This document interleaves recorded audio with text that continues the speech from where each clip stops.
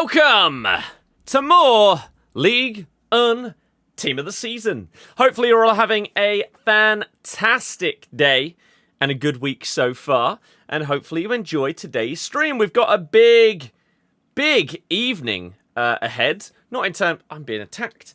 Not in terms of what's going on the stream, but in terms of the football. The Champions League. Oh my goodness. I am very excited for the return of the champions. Bum bum bum bum bum bum. It's going to be very good. Arsenal v PSG. But hello everybody. How have you been? How has Ligue and TOTS been for you so far? I did do FUT Champs last night. Got 11 wins. Not bad, right? However, if you saw it, I uploaded it on Twitter, Insta, TikTok, and YouTube Shorts. I uploaded my rewards. Crap. The best player I got was Kachawi, untradeable. She's worth about 100k. Outside of that, it was absolutely dreadful. So we're back to being shafted in FUT Champs rewards for Team of the Season, which is fantastic. It's what you hate to see, but it's also expected. However, because I did get 11, it means I get this Evo for free. This is the one that they added a couple of days ago for 150,000 coins. Paid Evo, but if you got 11 wins in Champs, you got a free version of it. So I don't know exactly who out of like the Leicester players and stuff like that would fit into it from the ones I have, but we can have a look. But there you go. Dylan, yes, I don't see the humour, but you are correct. Well observed. Good evening. Hello, Gary, Beza, Mercer, Ben, Michael. Welcome, everybody. Got Red Pacho from 8 wins. That is sick. Gary, it's all good. Don't worry about it. How am I? I'm a bit ill. I've still got my injury. My shoulder / top of the arm is still a bit injured, but it doesn't feel... It's definitely not as bad as it was. And I mean, it's been nearly 3 weeks since I clearly did it during golf. I'm supposed to have my first golf lesson next week. Will it be good enough by then to have that? Maybe. I've got a physio session on Thursday, so I'm hoping they say it's all good, otherwise I'm going to have to cancel that, which sucks. You started saving for Prem Team of the Season now. Same, any packs that I get are being saved. Picks, I don't mind opening up, but packs are being saved. So you actually got some really good packs from getting 11 wins in Champs this week, so I'll show you the ones that we got from that and what is being saved for Friday. So that'll be pretty good. 1 of 4, 85. Gets us an 88. No Team of the Seasons. I don't know if I've got a single Team of the Season in a pick so far. But there you go. It's been good. How's my day been? Solid. When am I doing the collection book again? In a year where the gameplay isn't garbage. Simple as that. I love my collection book concept. However, I hate playing this game. So, unfortunately, the downside to the collection book is you have to play thousands of games in order to get it done. I despise playing this game. The delay, the general just garbage goals that you concede and stuff like that. It's just awful, unfortunately. So, that is a shame. Let me quickly grab the rest of these.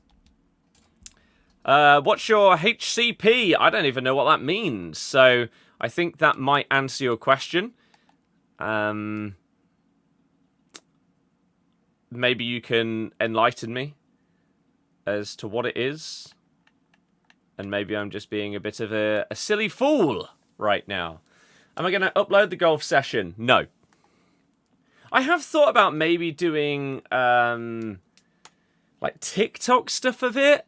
But I don't know. Is there anything new coming today? We get daily player SBCs. So yes. Oh, it loaded right as I quit the game. That's fine. Handicap in golf. Oh, I don't know. 50, 60, 70. Anything in that range. I've never been on a golf course. My plan... I've basically got into golf again properly for the first time since I was a lot younger. Over the last year and a half, something like that. Probably been to the range, I don't know, 25, 30 times, something along those lines. And I've been really enjoying it. So the plan was to get... my dad got me some lessons for Christmas. And so I am going to use those. And I've got 2 of those coming up. The plan is... use my first couple of lessons, go out onto the course, or any course, even if it's like a pitch and putt, or a par 3 course, or something like that. Try and utilize what I've learnt, and then come back after going out onto a course, and having the other 2 lessons to see what either has or hasn't stuck in from the lessons is the plan. So, yeah, I don't have a handicap. I just put it to the max when I go to the range, when you're doing the virtual golf and stuff like that. Here is the team for the person that asked. This is what we're currently rocking with. And as I said before, rewards weren't incredible. So I got Kachawi, which, I mean, sure, maybe I could try her out. I did not realise she was double 5-star. That's pretty cool. But maybe I could put her in at left back. She's weak AF, though, which is not ideal. Would she be better than that Nuno Mendes that I've got? I don't know. We also got Gilles, Rulli, David, Gaora and Rulli with the Reds. So nothing incredible, really. Are you going to do Vardy end of an era card if they release one? Of course. He can slot straight into this. You go par 3, then go into full 18 when you feel happy and ready to. Yeah, that's the plan. Is either like a pitch and putt or a very, very easy course. But I hope it gets better. I really hope so. I really hope so. Do I have any tips for getting more coins and better players? Go to fifacoin.com and use code BIRD at checkout for the biggest discount on your coins. They're so ridiculously cheap. Like, to put things into perspective, if the site would load. Oops. FC25 coins. Also, anytime you top up during Team of the Season, you have a chance of up to a 10% bonus on your coins, which is pretty nice, I would say. So, let's go here. Most of you are on PS5. So, let's go for a mil. How much is that in pounds? For 1 million coins is 20 quid. So, if you want to go and get some of the crazy Team of the Seasons and stuff like that, that's the best way to go and do it. Where's Grassroots Kante? Down here.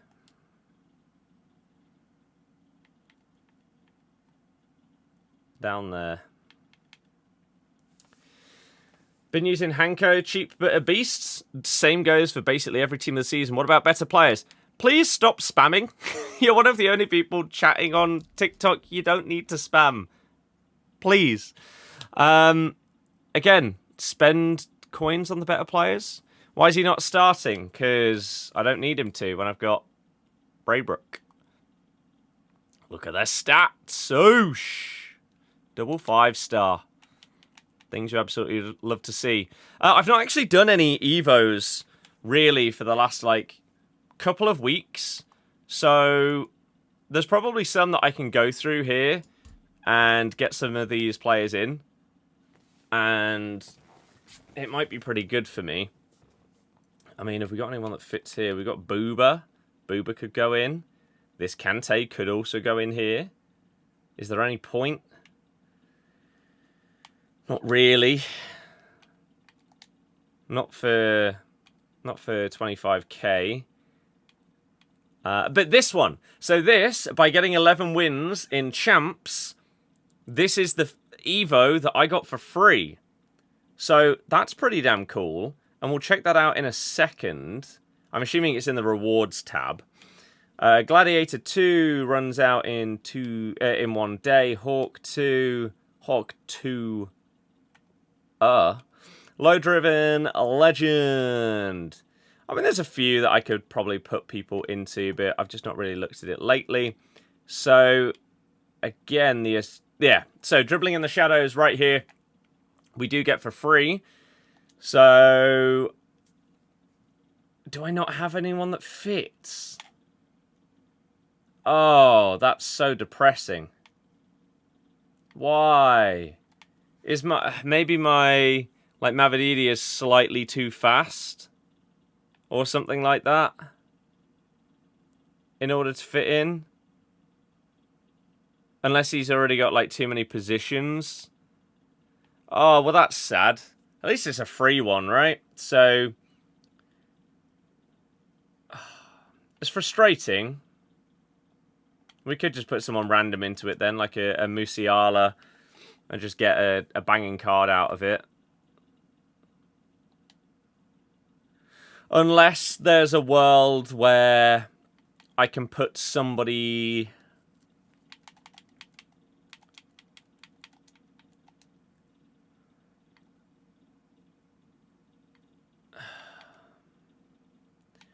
I don't know if there's a world where I could put in a low-rated into this and something else, potentially as like a bit of a chain.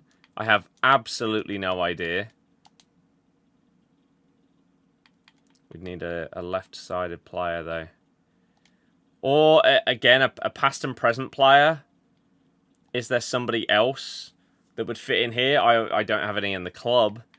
But maybe there's somebody that has a special card that fits into this that would be pretty nice. I mean, I still have a Neymar in the club. But,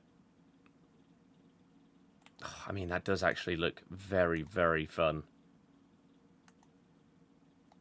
But we'll leave it for now. Cherky is amazing. He's so clear of Doué. I'm so sad that Doué was the SBC rather than Cherky. It's frustrating, but it is what it is. Robbie, thank you very much for following on TikTok. I appreciate it. Finished 9-6, was 9-4, came up against 2 people who held about 70% of the ball. Yep, I mean, I got 11 wins, which I'm really happy with, but dear God, it was a horrible experience. The level of sweat is outrageous. However, it does mean that for Friday, I now have... Oh! Where did that come from? Maybe that came from the bonus objectives? I don't know. We'll open that up in a second. But we have an... I can't remember exactly what you get. I think maybe the 85 times 10 came from champs, the 84 times 25, and the 88 double.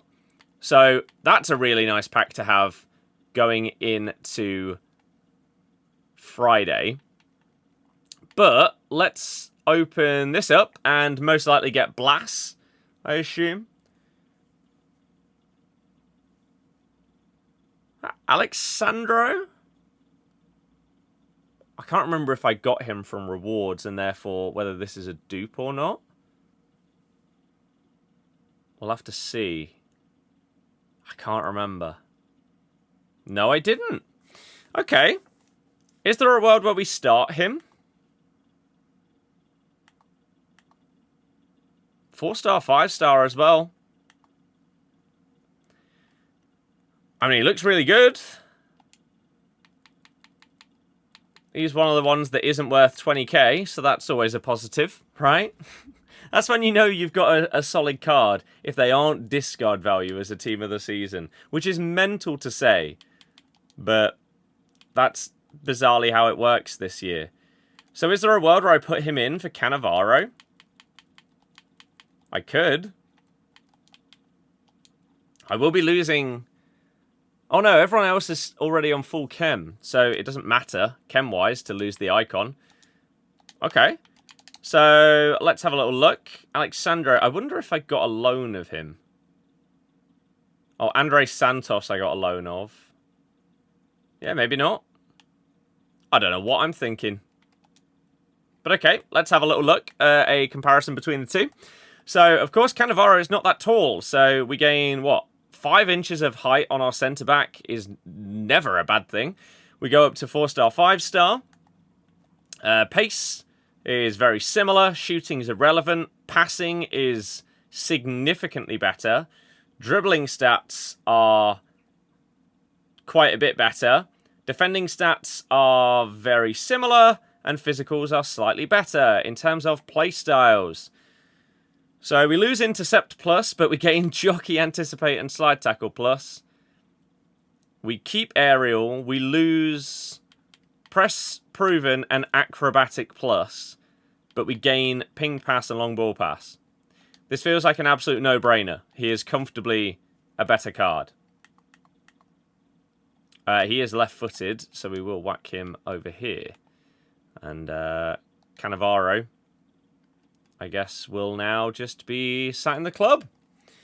Every game is used to have a few games a week that were chill, didn't have to try this year. You don't get it. I agree. It does feel like basically all the casuals are gone from this game. You got Majri and Rabiot, Reds. That's okay. That's okay. I'm hoping that with the other packs that I got that are in the store, that also pays me out a little bit more because, yeah, the pulls were not good, unfortunately. But it is what it is. It's champs, right? You can't... Every week, you're not going to get the best red picks or anything like that. Am I live on Twitch? I'm live on TikTok, Twitch, and YouTube. So if you have a preference for a platform, you've got multiple to choose from. Now, apparently yesterday... last night, we got a new Team of the Season Cup. So you get an 83 times 10, win 1, win 2, so just win 10. You get a Singo, you get an Evo. I wonder if there's Max. In theory, that's good, right? Agility, balance, reactions, and composure are normally a problem.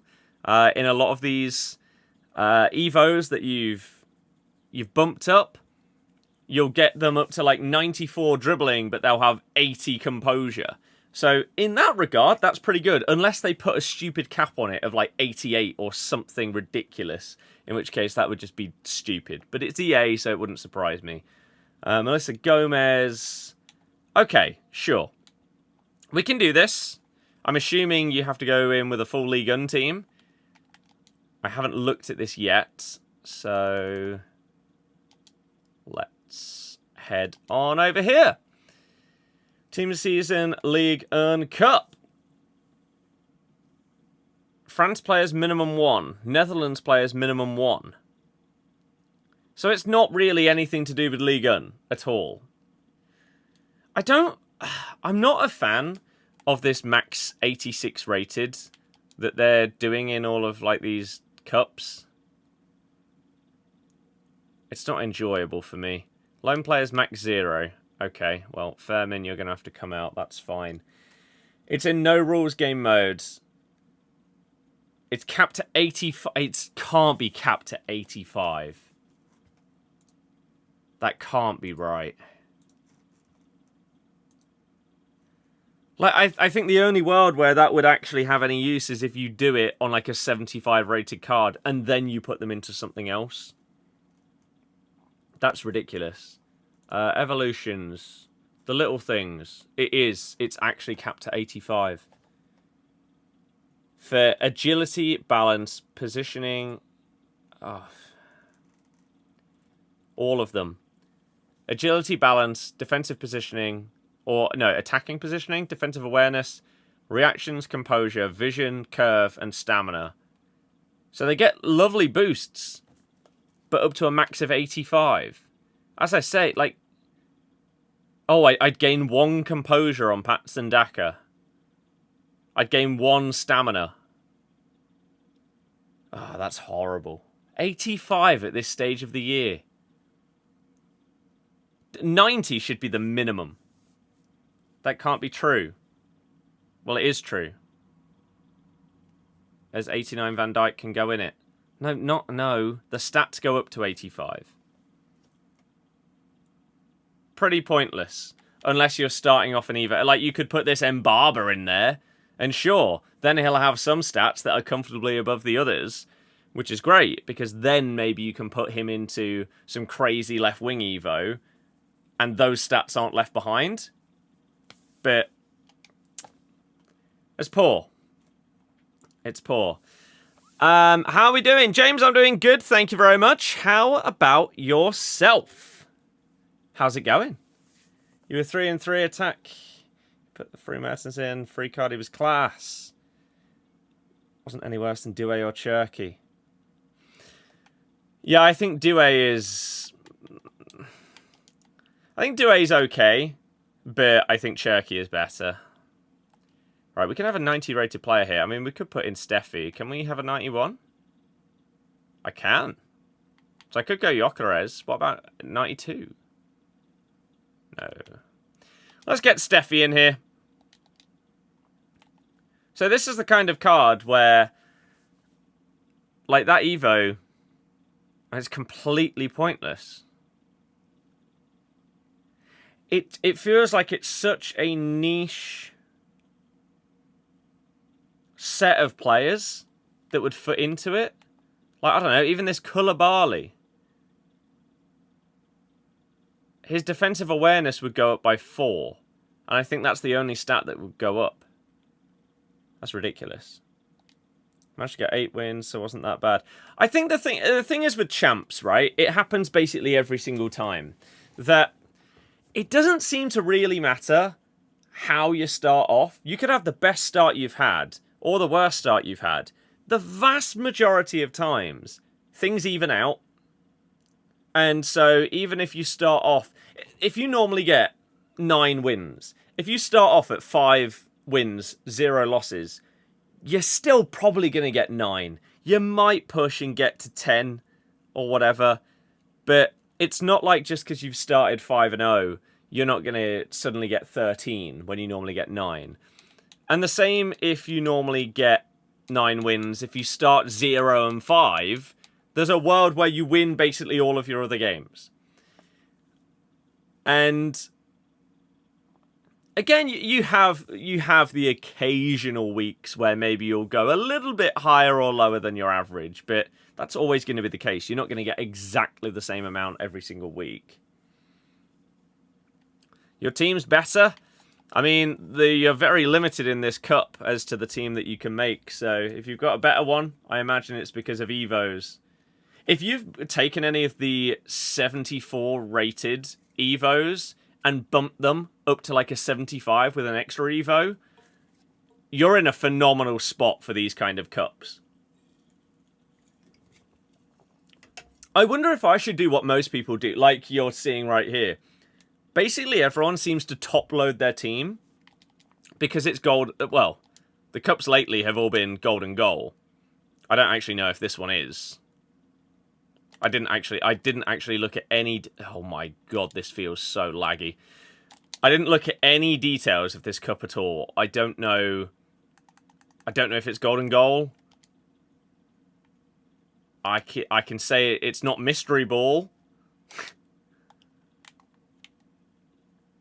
But I don't know if it's a specific mode outside of that. Oh, sugar. My Van der Sar is just Superman. Okay, sure. Sure. Go on, Blas. To Steffi! Oh, what? How have you not fouled me there? It's in no rules. No rules, unlimited games. Okay, so he didn't foul me, because you can't. I wonder if the majority of people actually know that it's no rules. Like, if you guys hadn't told me, I obviously would have had to check after this game. But that's good to know.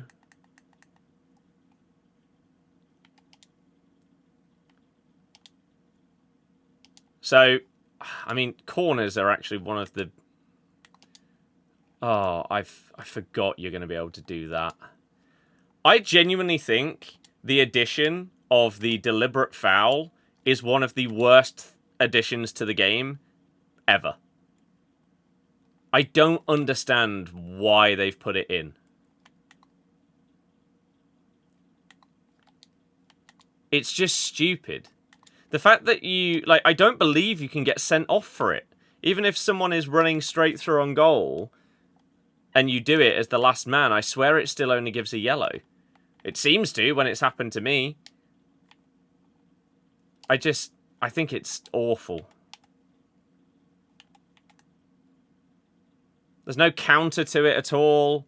It's just such a stupid addition. Like, fair enough, if someone's going through on goal and you want to, like, wipe them out, sure, that's your decision. But to be able, like, you have to then still be able to judge the slide tackle or something like that to be able to get them. But to be able to press something, oh, it's not golden goal. I mean, you've paused the game for me, so automatically I now have to stay in. Those are the rules.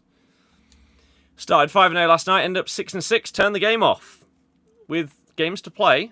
Why? So, we can, in theory, just send someone on a mega run and then just play them in when they're offsides, because there aren't any offsides. Right?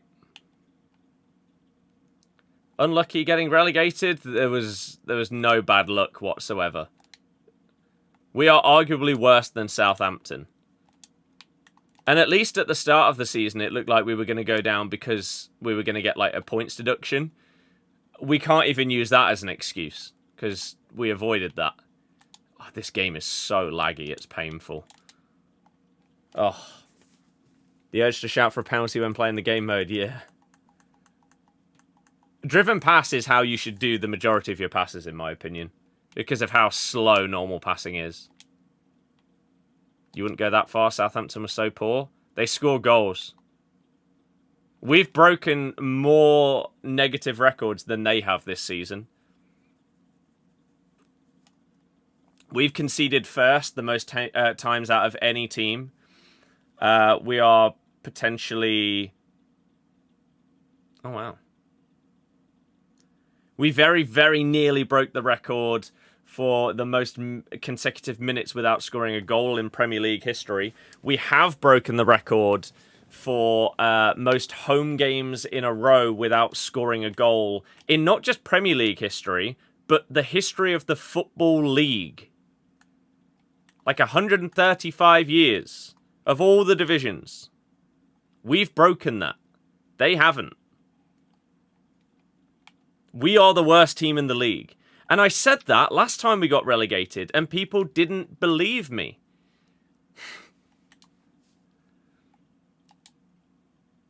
And they don't believe me this time either. Oh.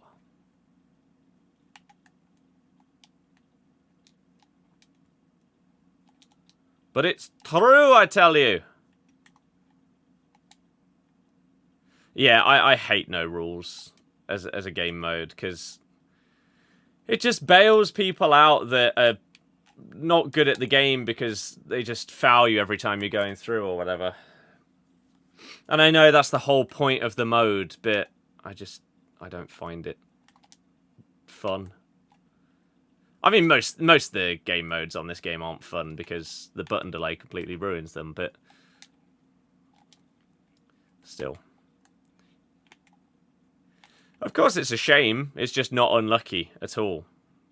We've been absolutely horrible. Horrible! Ended up 8-7, which is normal for you. Nice. This is the new Ligue 1 Team of the Season Cup.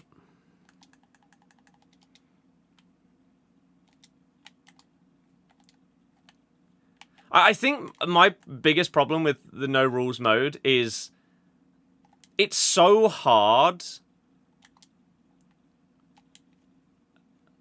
It's so hard to play the game completely differently to how you normally do. Like, I don't normally bring people down when they throw on goal because why would I?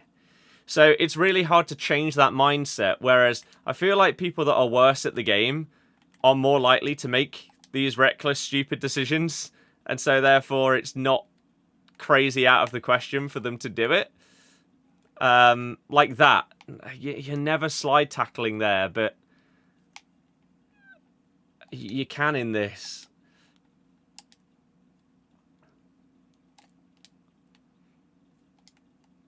Ah, I should have dinked it instead of a normal pass there. Mean unlucky for you being a supporter. Again, I expected us to go down. I didn't expect us to go down this... Like... This game is garbage. I didn't expect it to be this bad. I thought we'd go down, mainly because I thought we were getting that points deduction, which, on top of it just being really hard, I thought we wouldn't be able to deal with it. But, again, we can't even use that as an excuse because we never got the deduction. That's frustrating that bounced back to him. And now they're going to pause 2 more times because welcome to the community of this game. The meta on this game is outrageously boring, yes. But that's the case most years.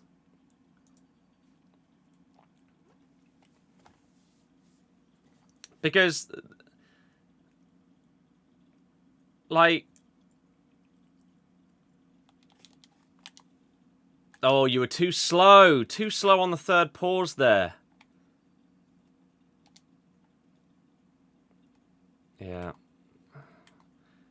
Just make a run so that I can play you, for Christ's sake, man. Oh, well done. So we lose to a... We lose to a toxic clown in game 1. What a fantastic start. I'm going to have a great time. Great time in this cup. But they are patching the gameplay. It's... Slightly. So, team press, the tactic which doesn't do anything... Like, if someone is passing the ball around the back and you use the team press tactic... It doesn't make a difference. You're still not getting the ball back. They're buffing that from 20 seconds to 45. I really don't understand how that is going to make any difference whatsoever. However, they are nerfing like 95 depth. I didn't even know that this was a thing, but it's being nerfed. So if you guys are having a problem with that, GG. They're attempting to fix it.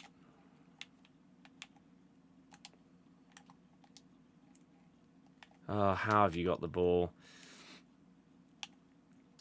But as I've said many times before, to me, none of it matters. When there's button delay in the game, the gameplay is completely and utterly irrelevant. You can have the smoothest game ever, but if I press a button and my guy doesn't do it, it doesn't matter whether the gameplay at its core is good or not, does it?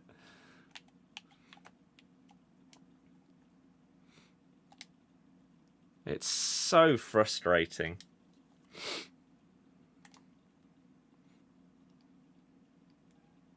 Yeah.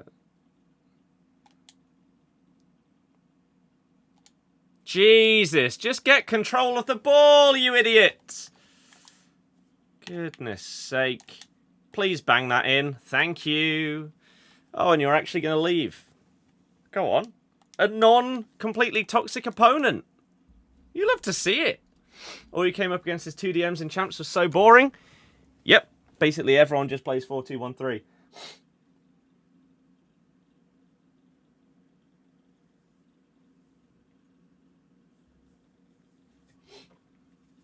It is incredibly boring to come up against basically the same thing in every single game, yeah. And I know this team's built in it, but I had a look through what I can build for these kind of cups, and this fits the ratings that I've got the best. I don't actually really like this formation. I remember trying it at the start of the game. I tried 4-3-3-4 is something that I really liked. I think it was like the past 2 years. Or maybe it was just FC24. I really liked the wide formations. And 4-2-1-3 as well. But this year I tried them at the start, and I just didn't really get along with them. However, as I say, this seems to fit the players that I can use in these 86 rated cups or whatever pretty well. Is it golden goal? No. No, it's no rules is the game mode. Which I guess is... I prefer the cups where you don't have a limited number of games. That's a positive. But I think no rules is garbage. I think it's one of the most boring ones out of the... I don't even know what you'd really call them. They're like party-esque modes or something like that. The modified modes. But yeah, it's no rules, unlimited games, 86 rated team again, but you need a French player and you need a Dutch player. So you imagine that going forwards, you're probably going to need whatever the main league is, a player from that nation. So next week, Prem, you're going to need an English. But then they're also bringing out EFL, aren't they? So they can't do English for that as well. Maybe they'll do a Premier League player and an English player. So you could just whack in like a Phil Foden and you're sorted. I feel like playing no rules with a guest is basically a cheat code, because you can just have someone making offside runs the entire time, and you just play them in. It's a shame that they're not doing golden goal. I feel like a lot of people will. Golden goal with no limit is too easy, though. That's not what I'm asking for, though. I don't like it when they put... Not everyone has to be golden goal. I actually really don't like the golden goal. I think the ones with limits, they have their place. I don't think having an objective where you have a limited amount of games, but putting it in a golden goal game mode is good at all. Because I can't be the only one here that during these golden goal objectives, like the Maldini and stuff like that, how many games did you lose out of the ones that you did lose due to something absolutely ridiculous? That was pure, like, bad luck, a ball just deflecting to your opponent twice, your goalkeeper being a moron, a pass going to the wrong player and suddenly your opponent's throwing goal. Just nonsense like that, right? But it's golden goal, so there you go. Even if the person is considerably worse than you, GG, you've lost. I'm not really a fan, to be honest. Oh.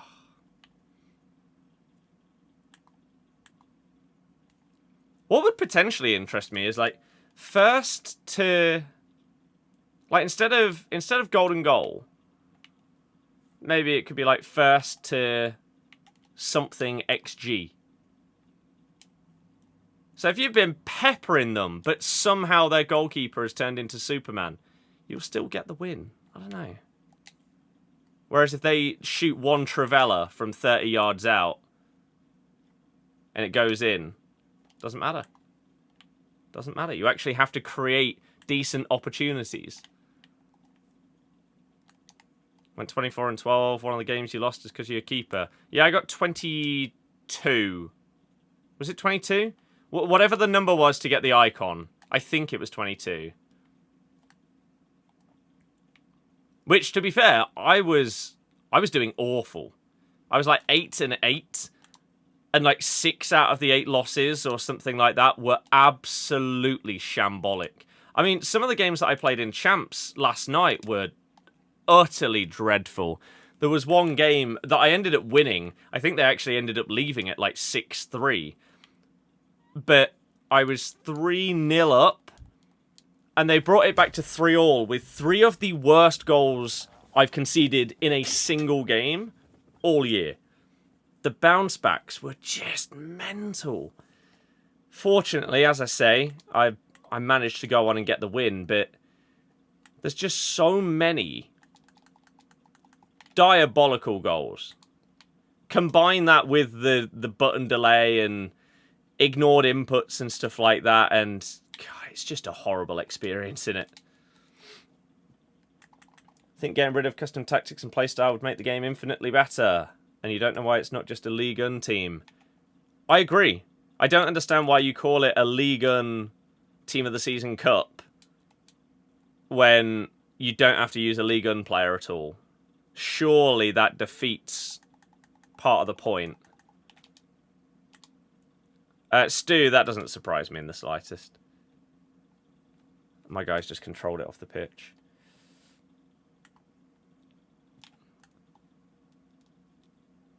Deary me. Logan, hello, how's it going? Should be first to 3 goals. I mean, there are many games where you won't get 3 goals, though. That could go on for a long time. See, what I've just done right there, if you've got a guest, like if you're playing 2 of you together, why on earth is one of you not just basically standing up front offside and you can just ping it to them? Maybe they don't know that it's no rules. But if you do, that's the tactic when you're playing with 2 people. Do you feel like this year is one of your worst in a while at how good you are?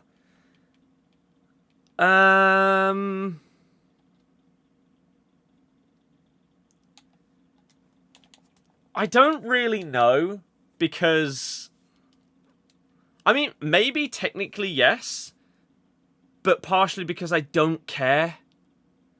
I don't care to try and get really good at this game, because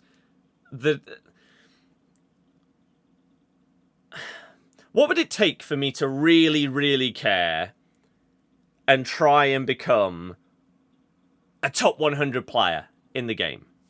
I think there are 2 main things.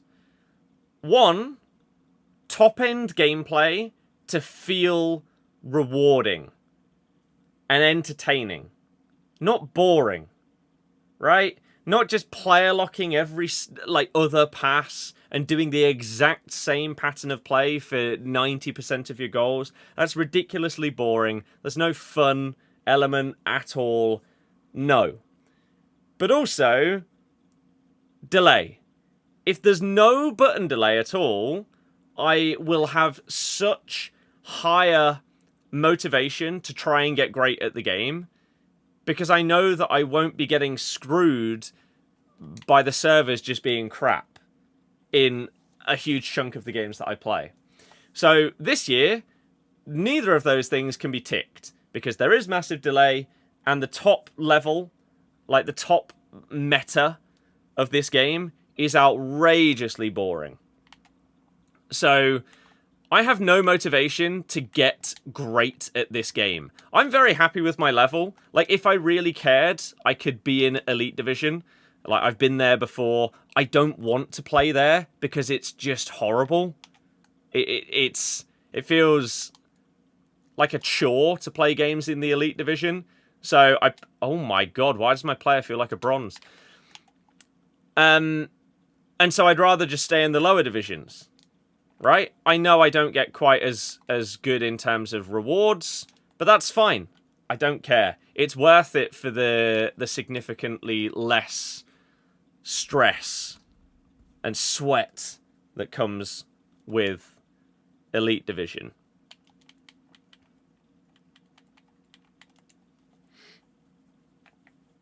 Zeus, I'm very good, thank you. How about yourself?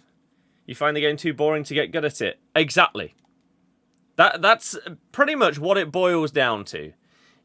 In the past, like FIFA 17, the meta of the gameplay was so much more rewarding and not just a ridiculously broken game mechanic that it actually felt really good to be good at the game. Whereas now, oh, well done, you can bang in a trivela from 30 yards. Great. What a skill that is.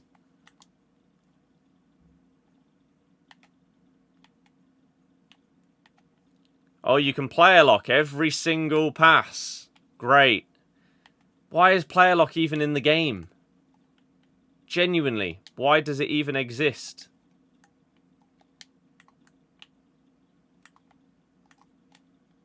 Whereas, yeah, if I'm getting torn to shreds by someone that's skilling past me, incredible passing plays, like these triangle sets of passes, and stuff like that, if I lose at this game, but I lose to a very, very competent player that is not boring, it can actually be fun to lose. And that is a weird thing to say. But if I get battered by someone that is not just spinning in circles on the edge of my box, player locking constantly, and just doing the same trivela, if you tear my defense apart and rip through me with a combination of skill moves like dribbling and passing play, fair play to you. It's impressive. But sadly, when it comes to losing on this game, that is a rare sight. It's normally meta abuse, terrible luck of just conceding garbage rebound nonsense goals and stuff like that.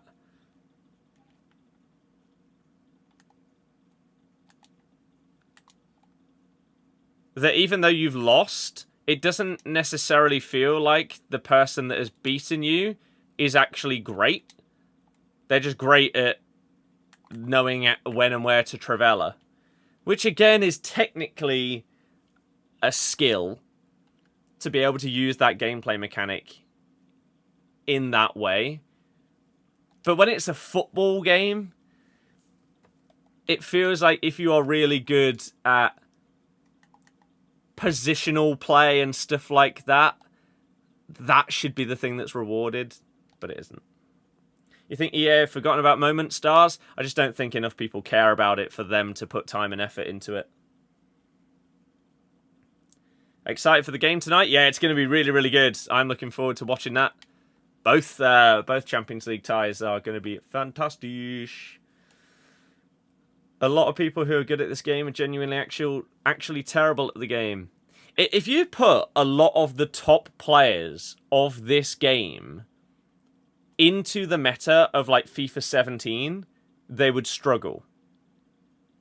Because in FIFA 17 and 18, there wasn't a broken skill move or pass type or shot type or something like that. The meta of that game was low-driven shots, which means you have to get your player in a good enough position to be able to put it past the goalie with a reliable shot finish.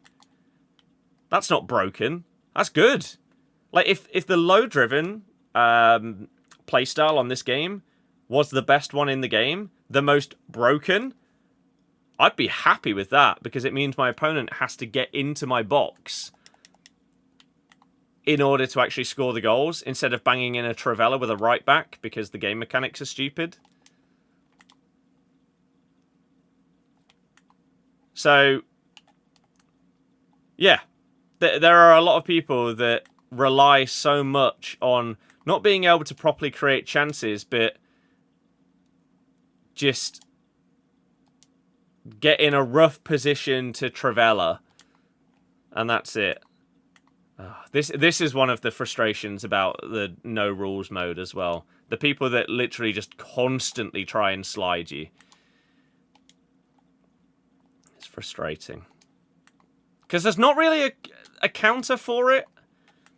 because of the way that they've nerfed and changed skill moves over the years, you used to be able to do specific skill moves that would really, really well counter someone slide tackling, like rainbow flicking. But rainbow flicking is not consistent enough, so you might still get wiped out by the slide tackle even though you've rainbowed the ball over them, because that's just how the game works now. And that's frustrating. Die! Oh, nearly. Gonna do a watch along, or gonna do a night out? Neither.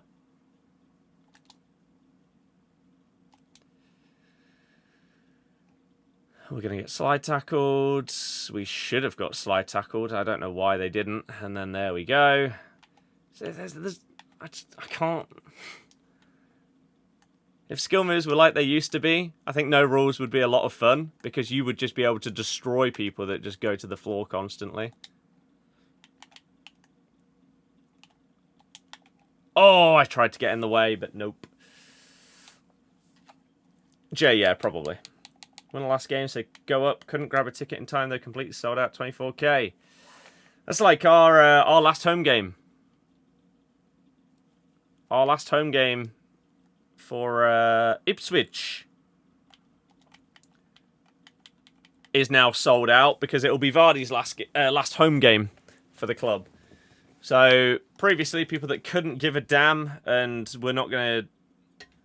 we're very happy to not come to either of our last few home games because, I mean, we're down. There's no fight from the players and stuff like that. Now, all of a sudden, it's sold out because everyone just wants to see Jamie one last time. Feel like the first 2-game mode in the TOTS warm-up cup was kind of pointless. I think most of the objective-friendly modifier modes that they try and create are pretty pointless. Why did they remove Golden Goal? Because they don't always do the same thing in every single cup. Otherwise, they would have all been Golden Goal for years. They always try and mix things up, hence why we've had no rules, why we've had Mystery Ball and all of these things. Why did he take an extra touch before shooting? Screw your button delay game!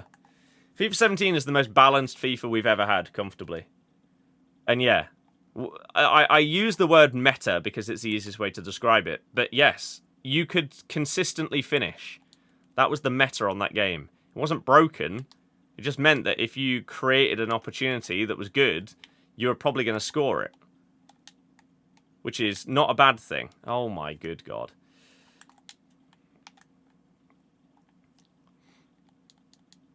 Whereas now, like, this guy's been peppered. We're only 15 minutes into this, but they're getting battered. But they could get in one position, bang a Trivella, and all of a sudden, doesn't matter that we've created a load of good opportunities, because they can just hold down a button for 2 seconds, and that's it. That's all it needs. Ooh. That's what separates the pros and the meta rats. Yes. Yeah, the pros can abuse the broken mechanics, but they can also create really good opportunities without having to rely on those mechanics. It's a combination of both. Like, they're obviously going to use stuff like speed boost because they'd be hindering themselves if they don't, but they don't rely on it. Whereas a lot of the people in the top divisions and stuff like that do. Best TOTS pack so far, Vitinha.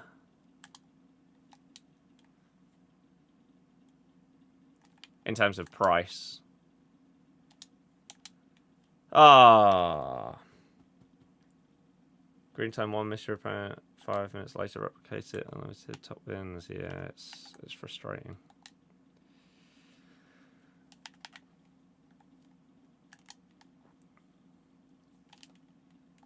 Oh God, he took so long to pass it, but 3-0 anyway. It's all good. Score prediction. I've done my predictions. I'm not going to do score predictions because it's over 2 legs.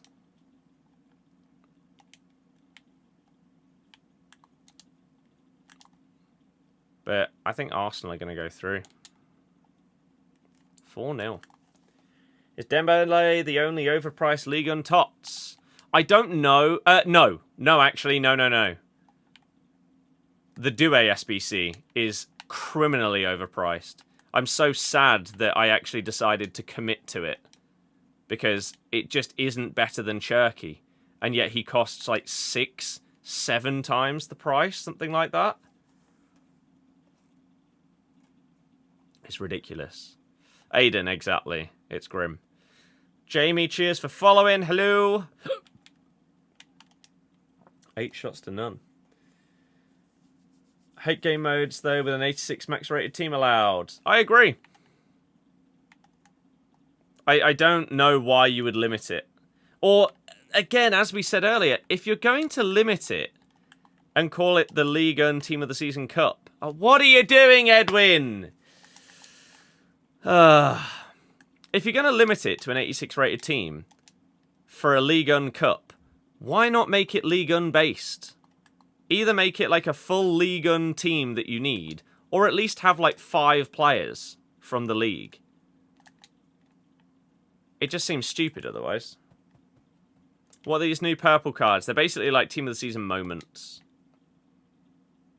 It would be the best announcement ever. The problem is, even if they re-released like FIFA 17 exactly as it was, I don't trust that the servers wouldn't have delay and therefore completely ruin it. Oh my god. Edwin! Big save!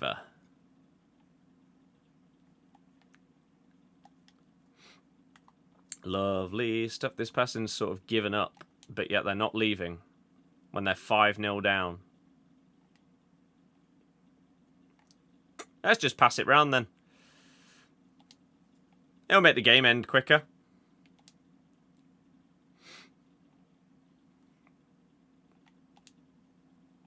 If you're not going to properly try and you're also not going to leave, then we'll do the same. And we'll just try and get the game finished. So if anyone's got any questions, now's the perfect time to ask, because who cares about the gameplay?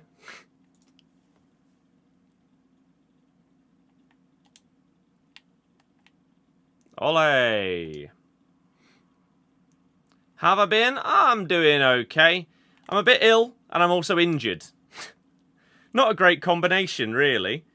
However, aside from that, I'm doing okay. Thank you very much. Oh, he's gonna... Would he actually leave, though? Would they actually leave, or would they pause it 3 times? I genuinely don't know whether it's quicker to boot this out and hope they leave, or try and just end the game. I don't know which would be quicker between them pausing it 3 times. Ah. Have you got any cards in your club from the start of the game you can't let go of? Sam Kerr. So they paused. Were they going to pause if they didn't score? Don't you have to win the games? So what's the point in still not leaving? Not a great mix. No, it's not. It's really, really not.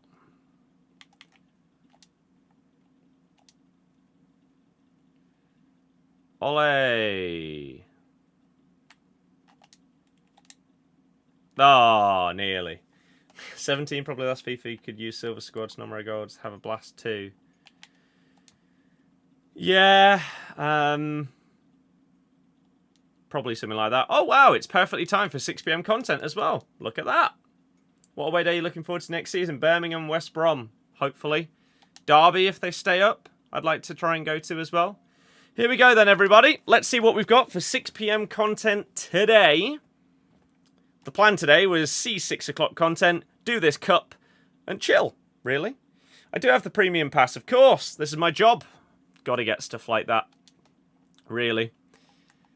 We have got 6 more wins to get in that. That's fine. And 84 times 5. What's the overall? 83 times 10.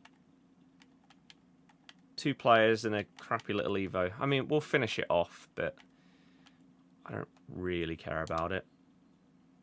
Oh, I don't even know if I did the daily login yesterday. Whoopsie. That's fine, because we can finish it off right now? I don't know where it is. Right, what's new then? What is new today? These aren't new, are they? But what is? Some kind of player is the expectation. But who? Is the 84x7 new? I have absolutely no idea. You're not new. You're not new. You're not new. Perrin? A new cards? 92 rated left mid, 4-star, 5-star. 5'7", left mid, right mid, left wing. Decent stats across the board, however, nothing crazy. And Dead Ball Plus is a dead play style. The rest aren't bad. I mean, for a left mid, you would love these play styles. These would be amazing for a cam. Not really a winger or wide midfielder. But maybe if you're running like a 4-1-2-1-2 narrow, that could work for you. Sure. Okay. And he costs 2 squads, an 84 with an inform, and an 85. Let me quickly see what else is out for 6 PM content. A new Evo, apparently. Along with that 84x7 that we just looked at. So this is repeatable 4 times each day for a week. What does it require? An 84 with an inform. Which is the same as an 83x14. Okay. I'll do one of these and I'll open it up. Just to see whether we get anything crazy. Let's see, though. So, an 84 rated team. This is the only problem with not really opening anything throughout the week. Opening everything on the Friday and then saving everything else till the next Friday means you sort of get stuck with not having anything in the duplicate storage.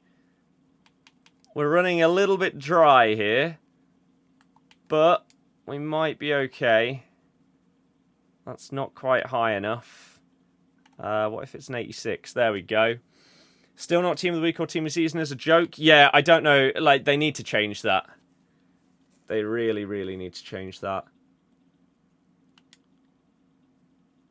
Right. 84x7 then. Let's open it up. See what it's like. Pow! No special, unless they're dangling, which they could be. No idea. No. I mean, an 88 and an 87. Sure. But the fact that, yeah, like you say, it requires an inform, not a Team of the Season or inform. When informs aren't in packs is baffling. Because everyone's just going to, like, run out. I don't know what they're doing there. But let's see what new Evo we've got. Is it another paid one?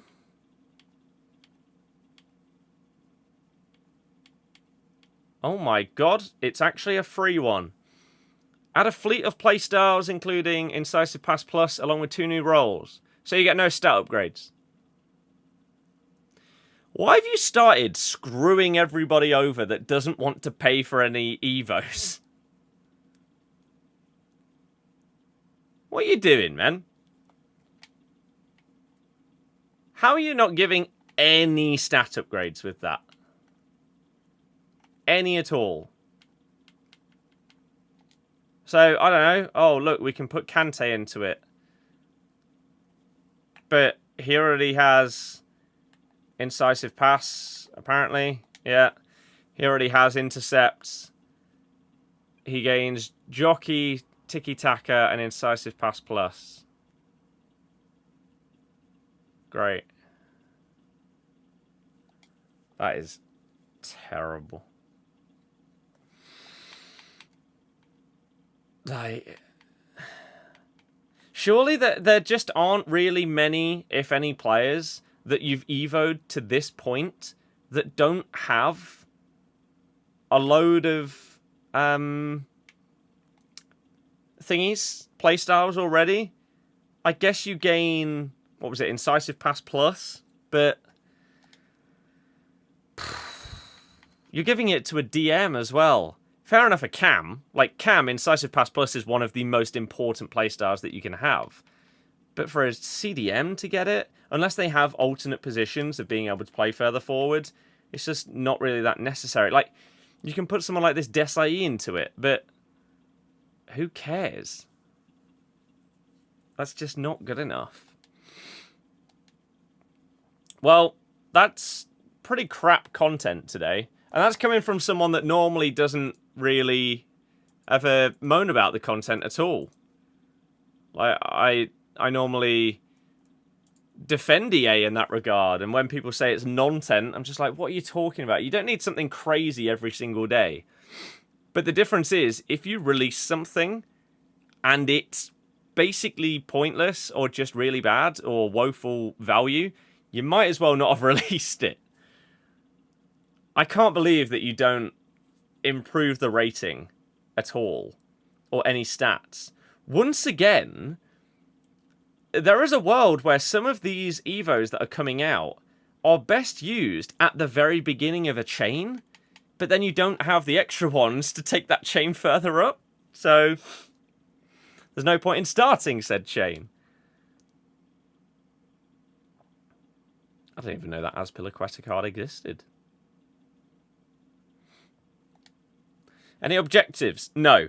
We got the 84x7, we got a Perrin SBC, and that Evo. Not good. You need help on FC25 to improve your technique and better gameplay. Honestly, there are so many tutorials, tips and tricks videos on YouTube. If you care about getting really good at the game, I would go and watch those. Like, I'm at a decent level. I'm happy, like 11 wins in champs, stuff like that. A lot of people would really like to be in my position in terms of my skill level on the game. However, I don't care about the meta. I don't care about taking the game super seriously. So I don't feel like, if your aim is to get really, really good, I'm not the guy to answer. Because I don't know what the meta tactics, formations, roles, or any of these things are. Because I just find them boring. So I pretty much ignore them. In general, my response would be, if you want to get better yourself, analyze your own gameplay. So if you're playing on like Xbox or PlayStation, if you don't have access to like a capture card or a way to record full games or whatever, you can go here and you can record for like 5 minutes at a time or something like that. And then maybe you could just do that with the highlights at the end of a game and see what you did wrong when you conceded goals, see what you did right when you scored goals, and see if you can find ways to make those things better going forward. I would say. Did we get slagged off after beating someone? Just play golden goal. I do. But you paused it.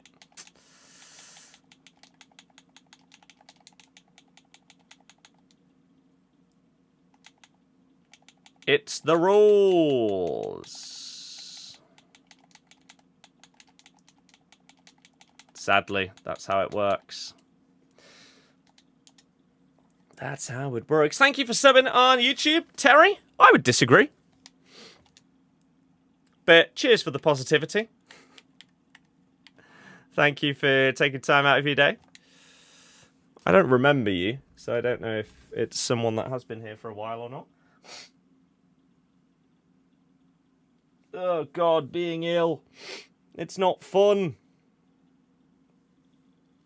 It's not fun. Oh. Borderlands has changed the release date.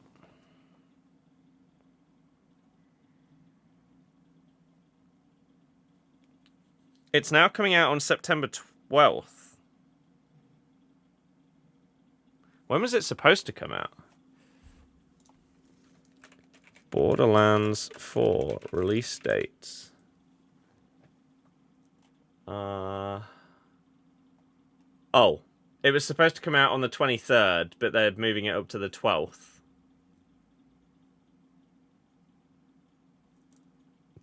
does that mean that there's a world where GTA does actually come out this year? And so they're moving this forward so that it's out for maybe like 2 months before or 3 months before GTA rather than just under that?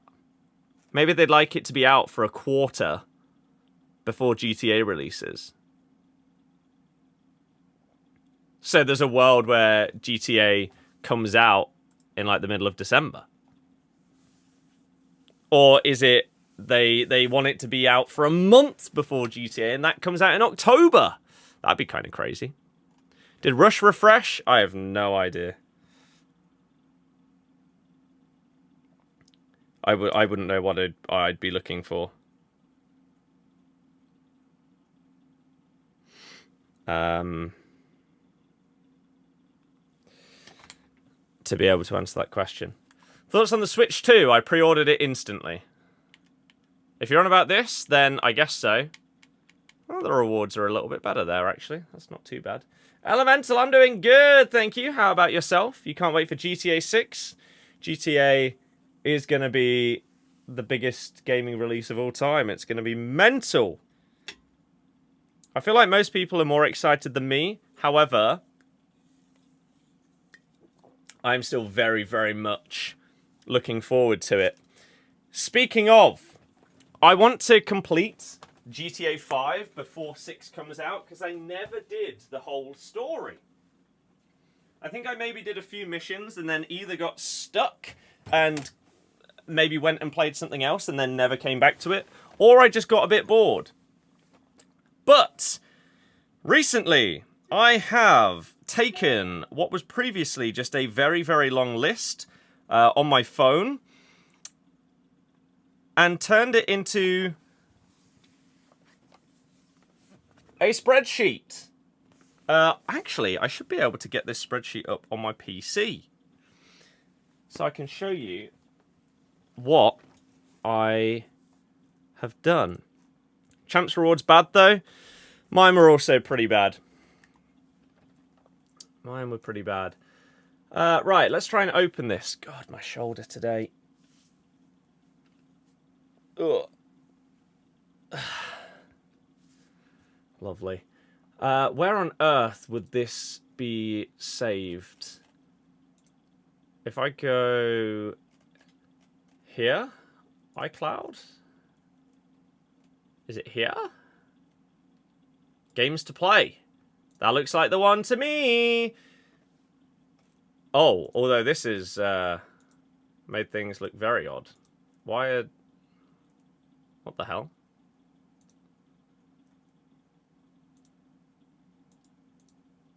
What the hell? Okay, bizarre. I don't know why half of this is bold and half of it isn't. So, we now have a full spreadsheet of games that I want to complete, ordered by how many hours it is supposed to take to 100% them.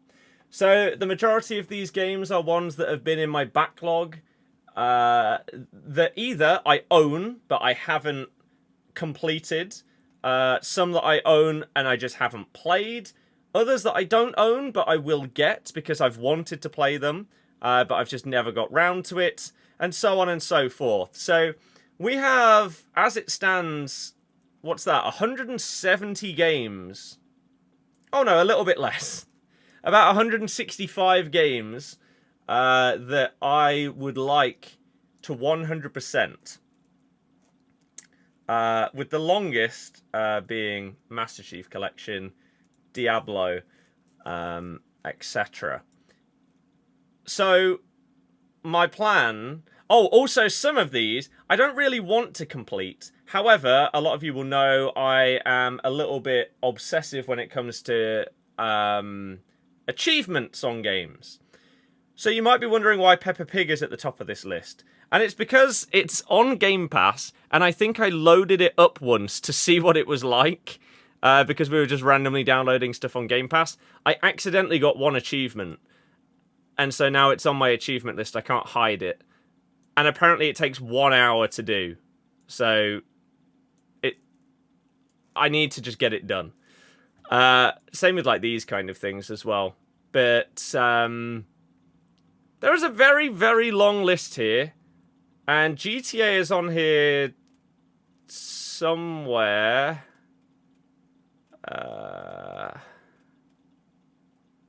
Where is GTA? Here. So GTA is supposed to take 85 hours to 100%. Some of these might be inaccurate. Some of them, it might take me longer because I end up just really enjoying them and playing them more casually rather than just honing in on all the achievements. Others, it might be the opposite way round, where I don't really love everything to the point where I want to just explore constantly for hours and hours on end, and we just go straight through with the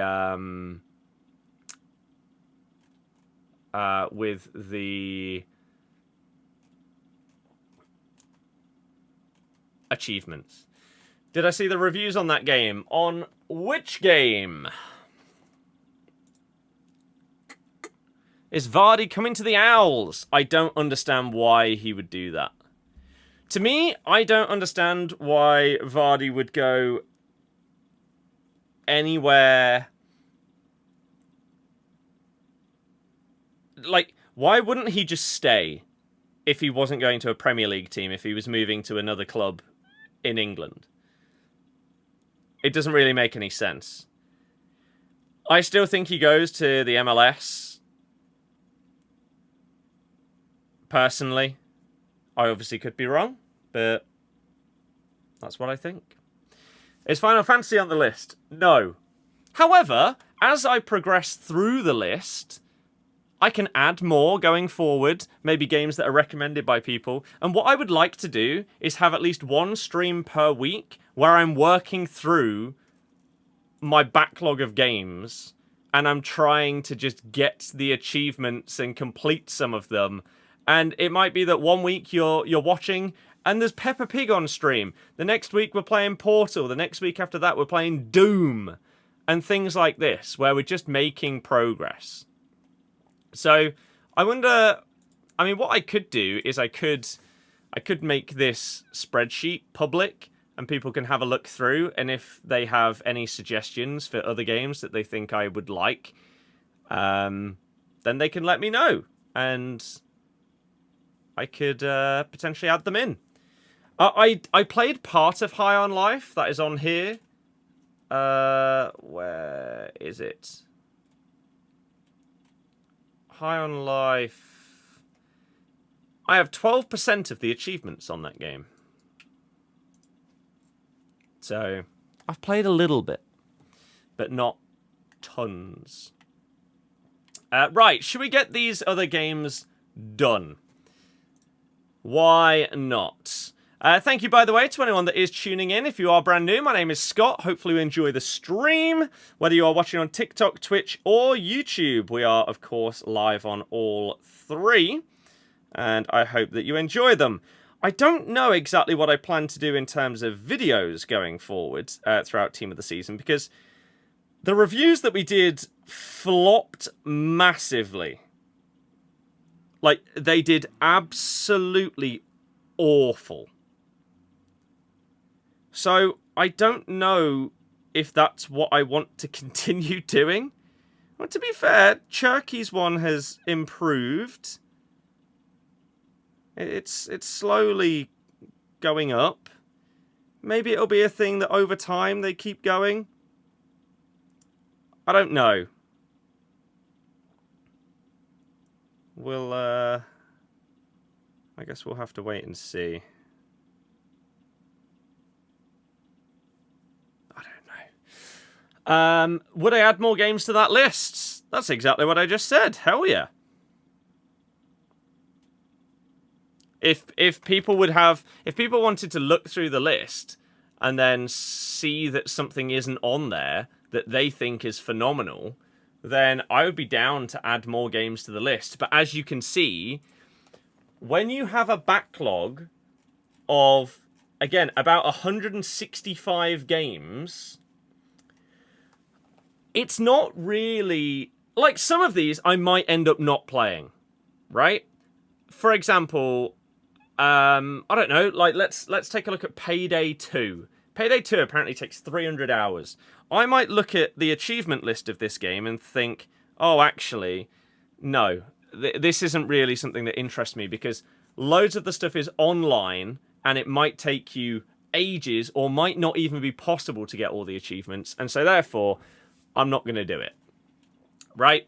That could also be the case with some of these other things that I have, right? I might play them like Anthem, right? It's on Game Pass, which is one of the reasons why it's on the list. I've gone through like all of the Game Pass games and added any that I think look cool.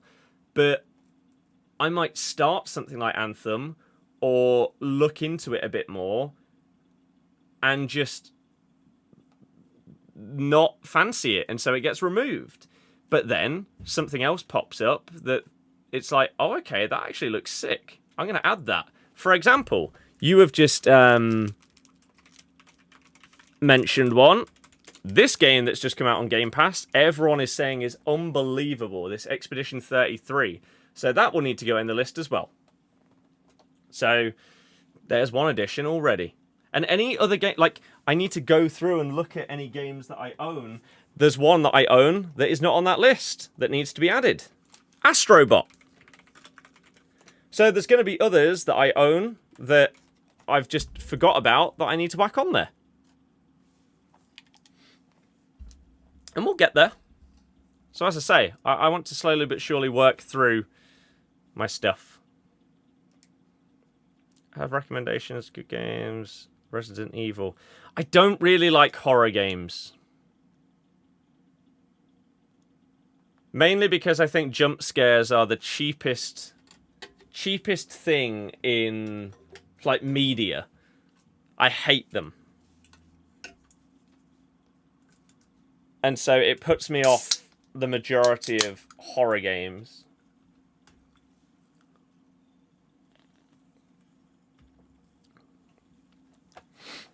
So I don't know if I have an interest in Resi.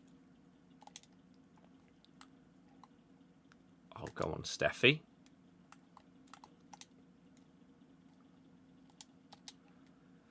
Hooray! Lovely.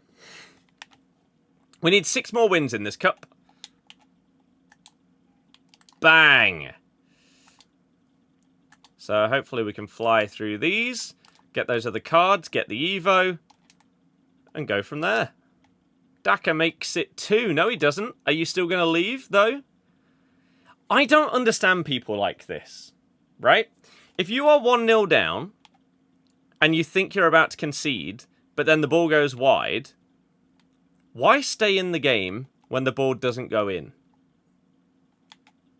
Like, if you think that you're up against a level of player where as soon as you go 2 goals down, there's no world that you're coming back, why does my player missing the target mean that you stay in? It's not like Champs, right? Where every game matters. You don't have unlimited games or anything like that. You can literally play 500 in this cup if you really want to. I don't understand that kind of thing. There you go. There's the second goal, and now they leave. So, but I imagine in terms of like adding other games to that, I imagine there's other story games, especially PlayStation ones, that I just have forgot about that I've not added to the list. Some of the ones that are maybe part of like the classics collection or something like that. Like I've added Red Dead, God of War, Uncharted, Last of Us. Oh, I don't think I've got Spider-Man on there. And my sister played through Spider-Man and loved it. So that's added. As I say, there's probably loads more.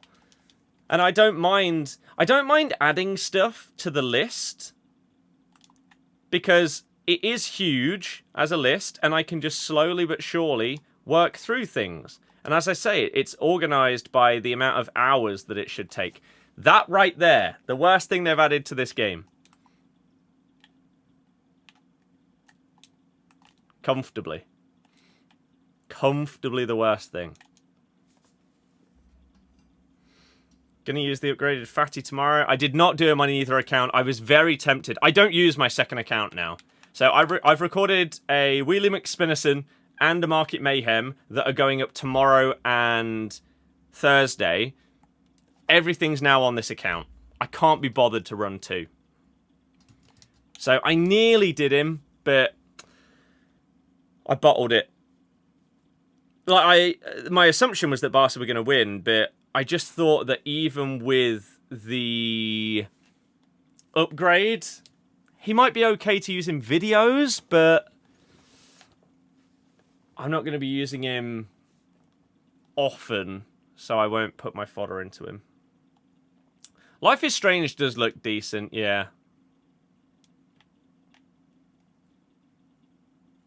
I mean, there's also some games that I can add to the list that I can just check out, and it's not about achievements or completion. Oh.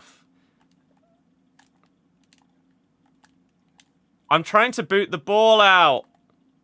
I don't want to play against someone that player locks in what's supposed to be online friendlies. No. It's not that serious. Get me out. You don't need to sweat in a casual game mode. Boring. But an example is... Terry, that's not true, based on your previous comment. I don't even know who you are. So, point in that. What? Point in leaving? I don't want to play against a sweat lord when I'm playing online friendlies. This isn't Foot Champs. That's not what I'm playing this mode for. So, see you later.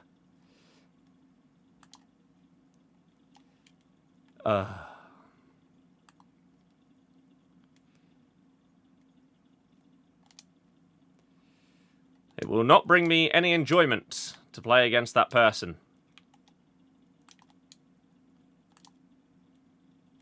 And I prefer to play the game when it's enjoyable.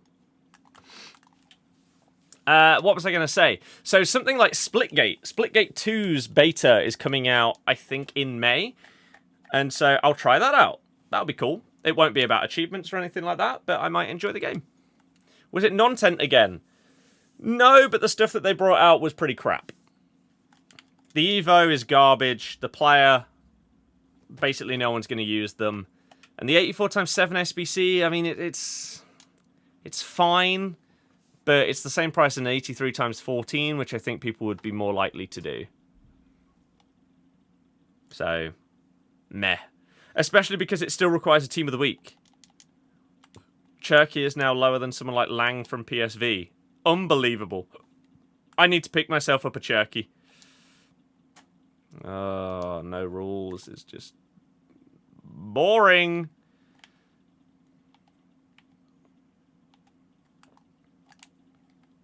What a tackle. Clown, if that's what you believe, then that's fine. I couldn't care less what people think. The day that you care what someone else says about something that you like, it's a sad, sad day.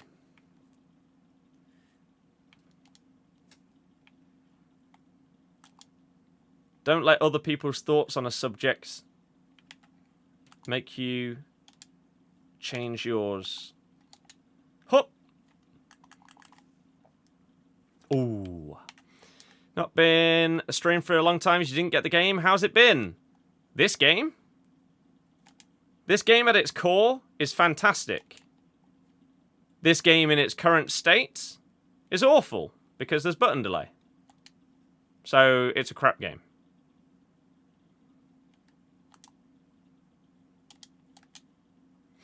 Simple as that for me, really. There's no music, by the way. Oh, that's good.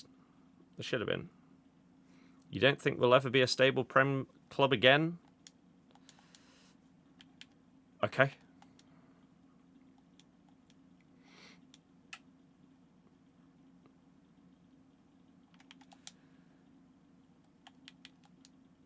I mean, it's literally impossible to say, isn't it? No one knows. Because who knows what rule changes and stuff like that are going to come in going forward.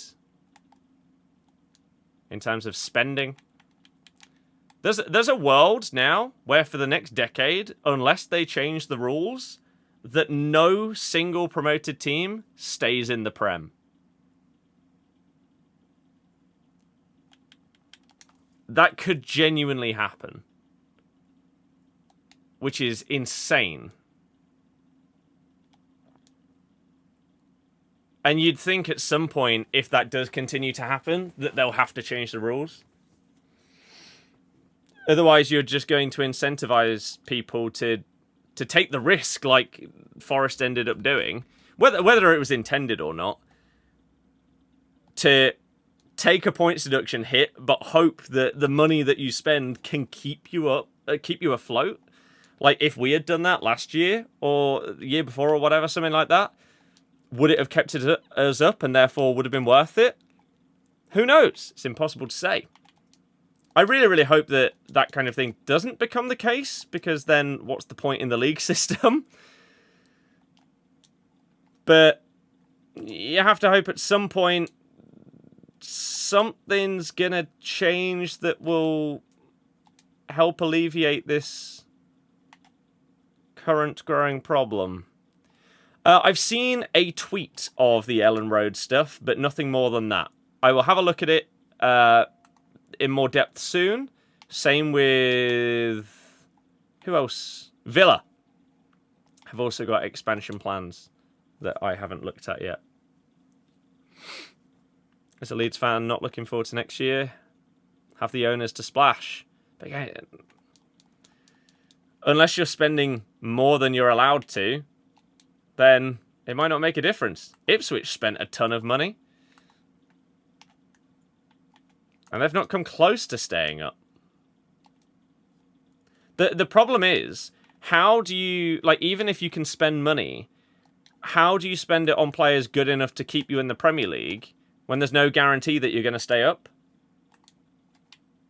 You're basically convincing everyone that you sign that all of you signings put together are going to keep us in the league. That's why you should sign for us, instead of going to West Ham, Fulham, Palace, clubs like this. And that's so optimistic.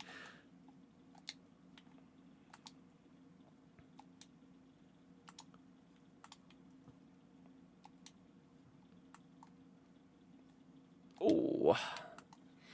Ipswich spent on championship talent and not top league experience. Because they can't. You can't convince someone to sign for you, because why would they? They know that, barring a miracle, you're getting relegated. So unless they're using you as a stepping stone, why would they join you? If they're good enough for the Prem or whatever,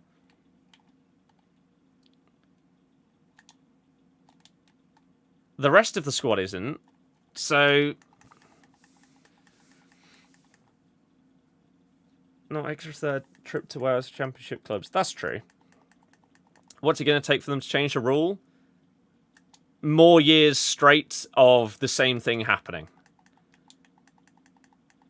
If you have 3 years straight of all three clubs coming up, going straight back down, serious questions are going to be asked.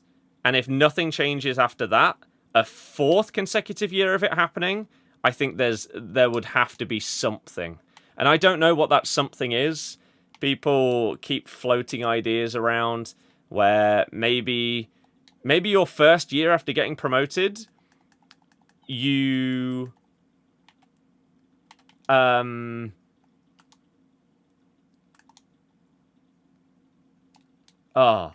don't have PSR constraints or something like that. But then does that not just pander to the clubs that are owned by billionaires that could go out and spend 500 mil? So what's the fair solution? I don't know.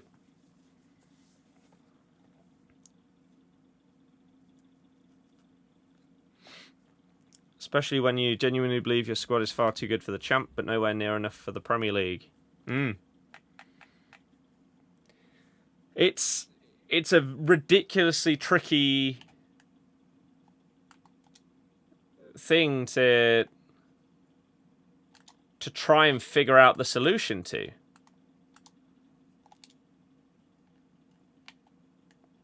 Ah.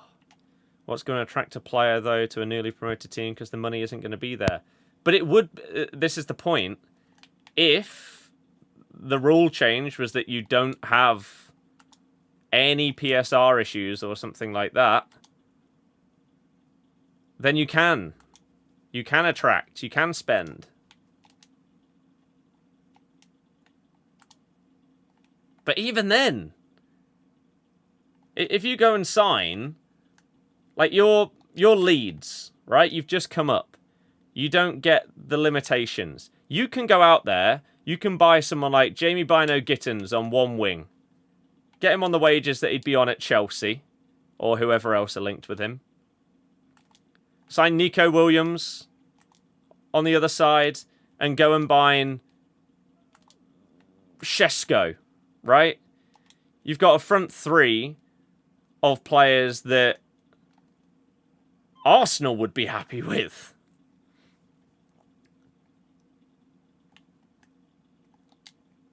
Oh.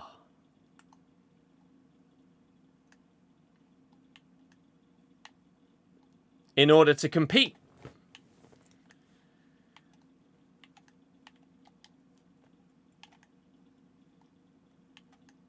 Oh. And then... Oh. None of them get in the Arsenal team. The fact that half of your username is clown is very accurate.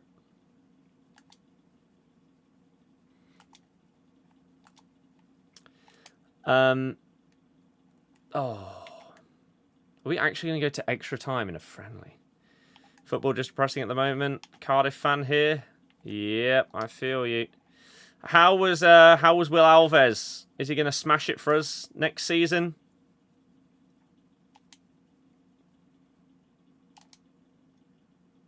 Looking forward to having him back. It's like the opposite of the parachute payments going down. Need money to stay up. Yeah. Like, the parachute payments aren't needed.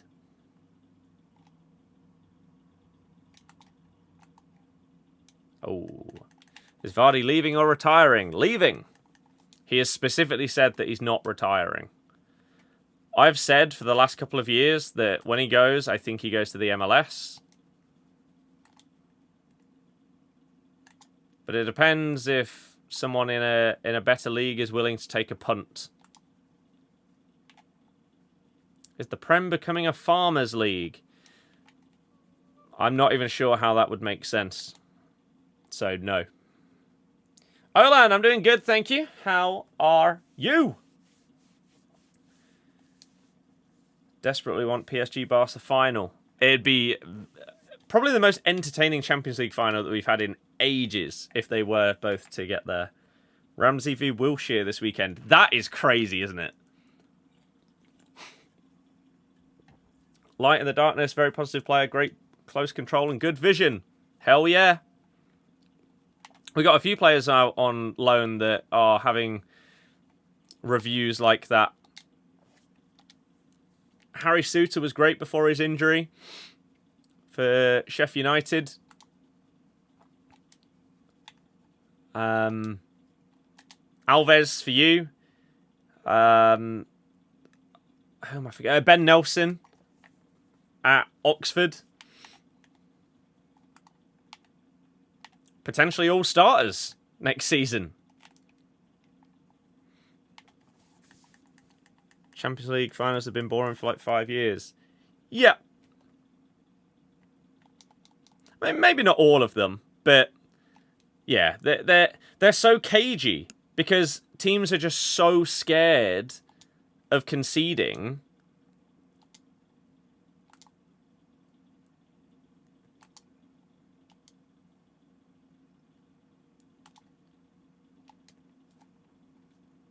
That they don't go for it. Whereas these two teams play with a fluidity and freedom where you could genuinely have like a 3-3 Champions League final going to extra time. Forest will be playing the likes of Barcelona next season while Leicester are playing Blackburn. Thoughts? I don't care who any team in the world are playing, other than who I support. So, I genuinely have zero thoughts on it. Well done to them for having a successful season.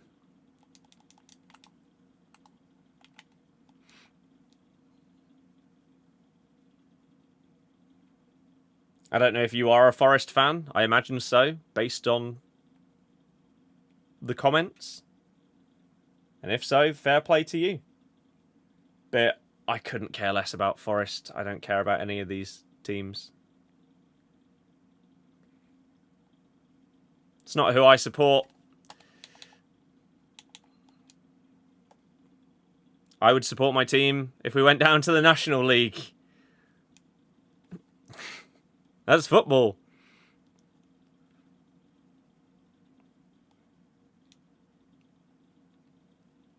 Come on, lads.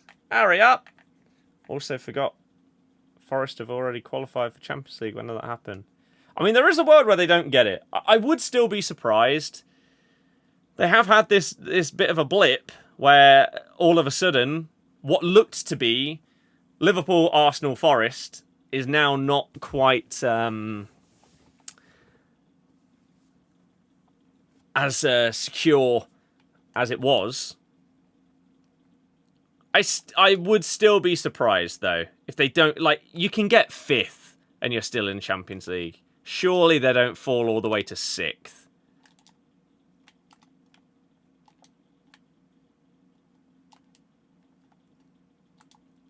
There will be lots of our fans that are hoping that it happens because football fans are stupid. But I would prefer them to get it. Because it's great to see the unexpected and teams accomplishing crazy things. Having different teams in competitions and winning things is entertaining. Oh.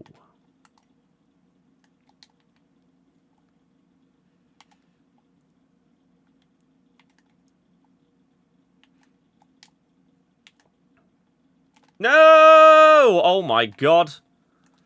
Might go to Pens. They need a win on Thursday. Who do they have? Is it Brentford? Why on earth? Why on earth would you not whip that in there? I do know it's no rules. Why on earth would you not whip that in? You've got a corner in the last second of the game. If you're holding on to a 2-1 win, sure. That's bizarre.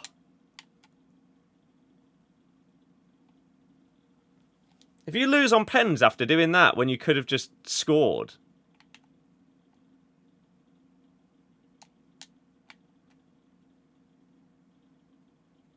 Then it's your own fault.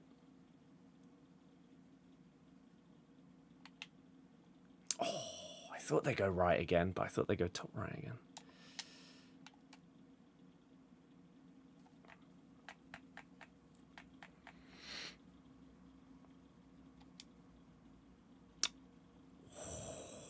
That's a good prediction, innit? That's a good prediction, and you've just cost yourself the chance of winning that game by holding the ball in the corner. What a weirdo. Duet card off the left is unbelievable. Maybe he's just not great for me at cam. But I feel like I've been scammed with that SBC.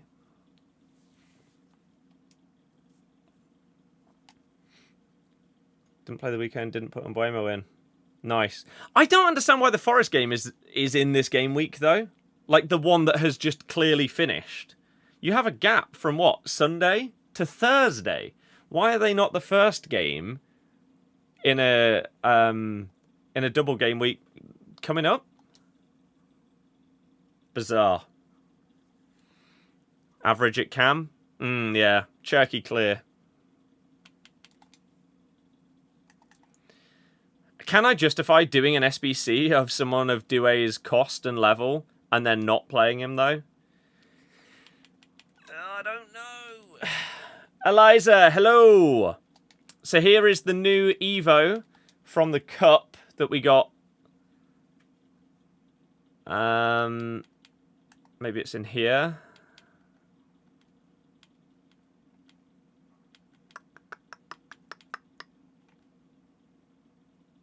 Ooh. That's good to know. That's really good to know.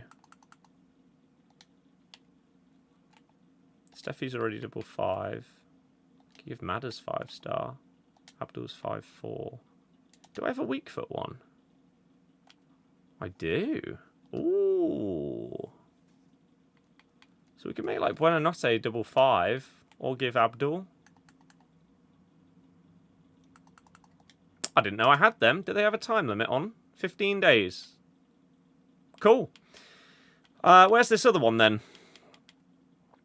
The little things. So, wait, so this gives you a +2?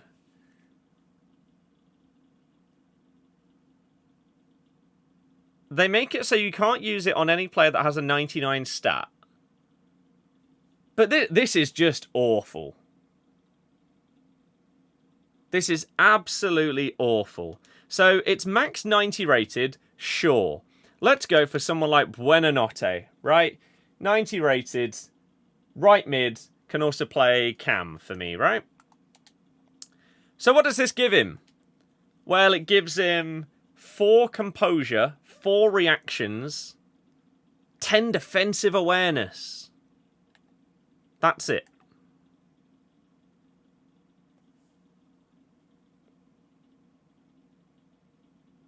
And puts him up to a 92. Because the stat limit's at 85.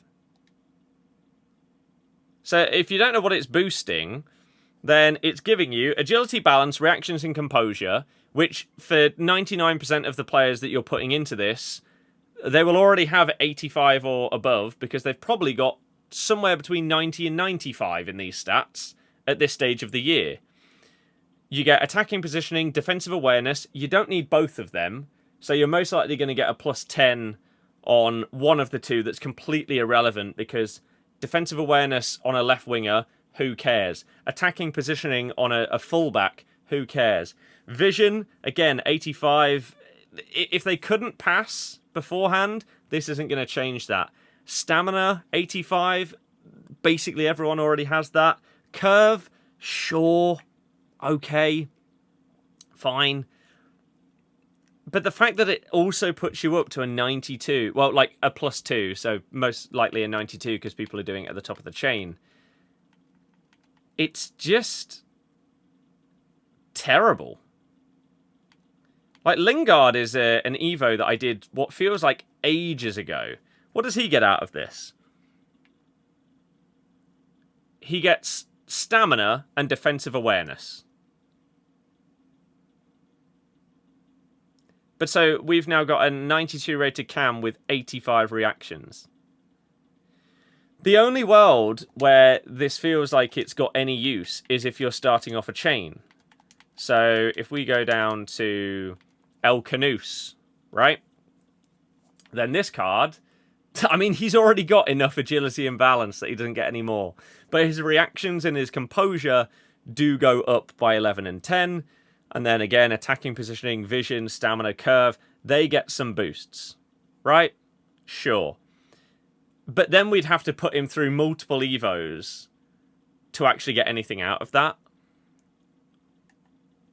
So it just feels like a bizarre one at this stage of the year. If they bumped the stats up to 90, or maybe even like, I don't know, 92, 93, sure, it would be really, really good. Because there's probably a lot of cards that you've got where you've done an Evo, and they're just lacking something, right? Like, okay, this card, a bad example. But, I don't know. Let's go Sancho. Apparently, turns out another bad example. Koulibaly?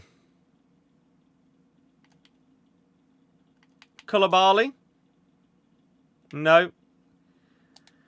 Basically, all of these are terrible examples because it's a terrible Evo. Does Daka need any of this? Oh, he gains 1 composure. 1. Yeah, this is terrible.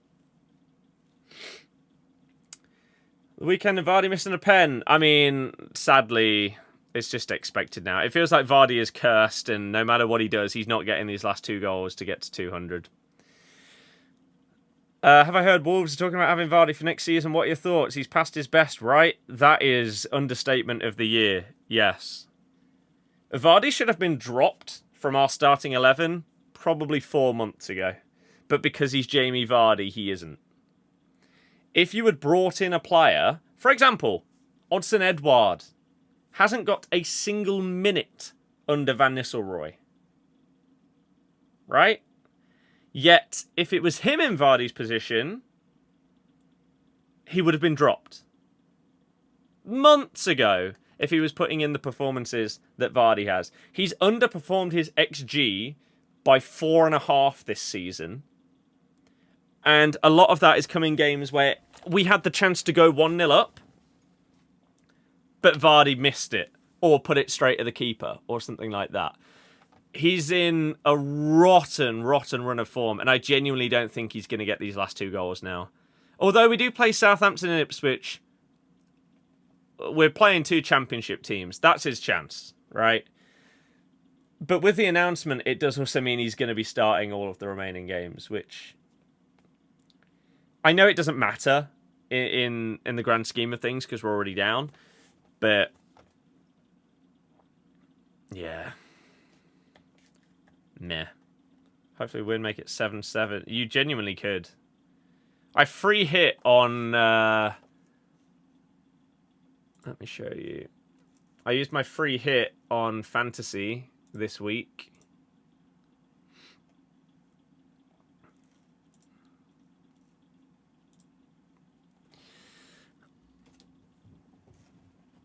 To bring in Jose Sa, 12 points. To bring in Cunha and captain him. And Nori, who's going to come in for Robinson because he didn't play, for 11 points. So, if you haven't been using this tactic throughout this entire year of just bringing in whoever is playing against Leicester and arguably Southampton as well every week, well, I don't know what to say to you. You got 10 wins in champs, gutted about the objective. Yeah, it's nice to get the Evo for free. YM, hello, how's it going? But yeah, I don't think any Premier League teams signing Jamie Vardy would be a good decision. My biggest frustration with him, like he's our GOAT, right? And so it's so sad to ever criticize him. However, this season, it's just been poor. And the biggest frustration has been... Let's say this is the formation we're running, right? Because it has been at times.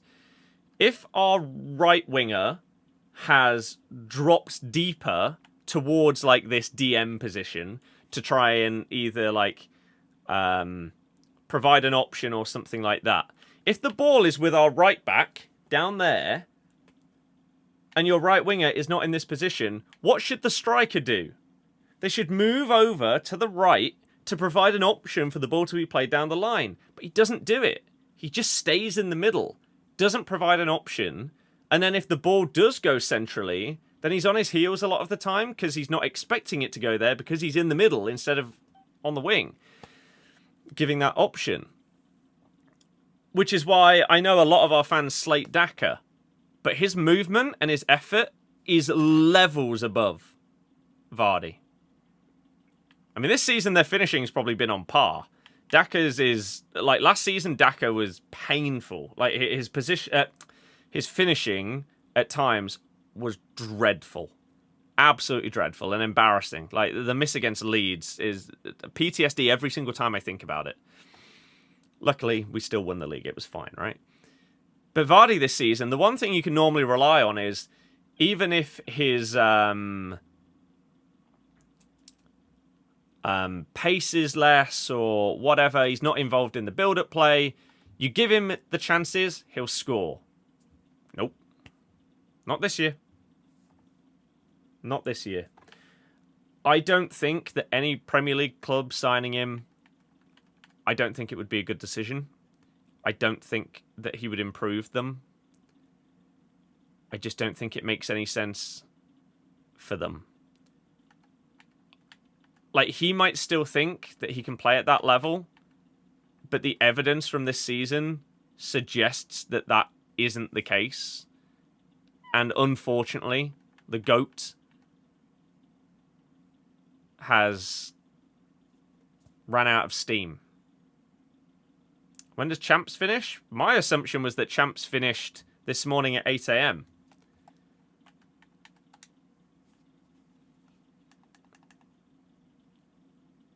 I don't know how you would actually see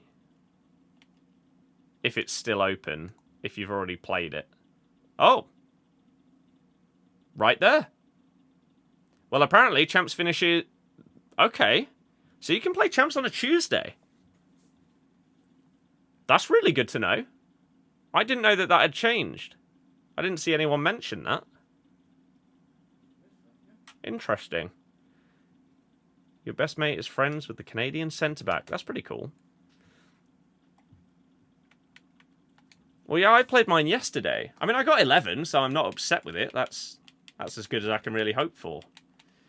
The stats on Daka are those. Although, I don't know if that actually counts.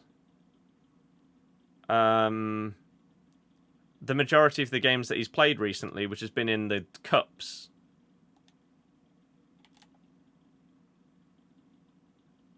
I mean, maybe it does if I've got 29 games on Laborde and 29 on Blast. I guess so. Yeah. Putting Cunha in last weekend went well. Yeah. So maybe he's not for Wolves then. Yeah, as I say, I think he'd be best off going to like the MLS. Predict who you think wins Championship playoffs. Whoever gets 6th on the last day. Will Leicester go straight back up? I mean, I'd love to say yes, but it depends how many players we lose. It depends if we get a transfer ban. Depends on a potential points deduction. It's not going to be as simple as people potentially think. I mean, there's a world where next season... I can copy this. There's a world where next season our starting 11... is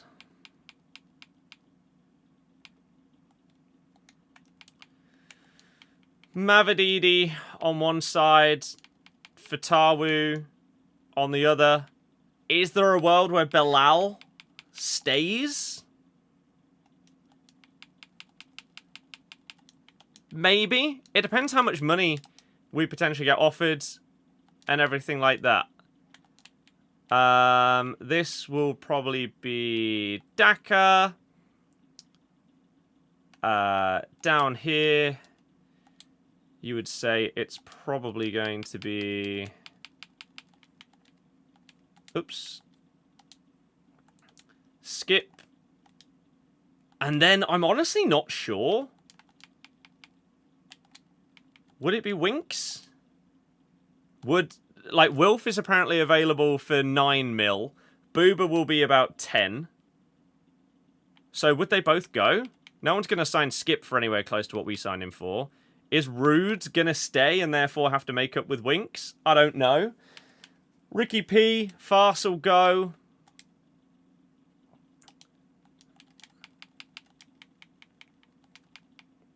I think it should be...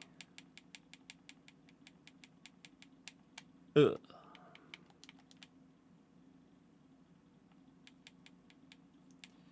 For God's sake.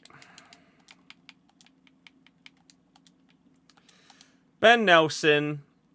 And then it could be a Coley. If he stays. There was a thing that came out earlier of his agent not ruling out him staying. So it could be a Coley, could be Suter. Will Mads stay? I highly doubt it. I think he is most likely gone first out of any of our players. JJ at left back. Maybe rotates with Ricky P if they're both still here. And maybe you have Luke Thomas starting at left back.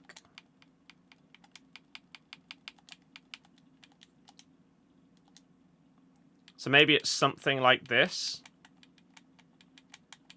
If Bilal stays. If not, then Alves. And this is assuming we don't make any signings.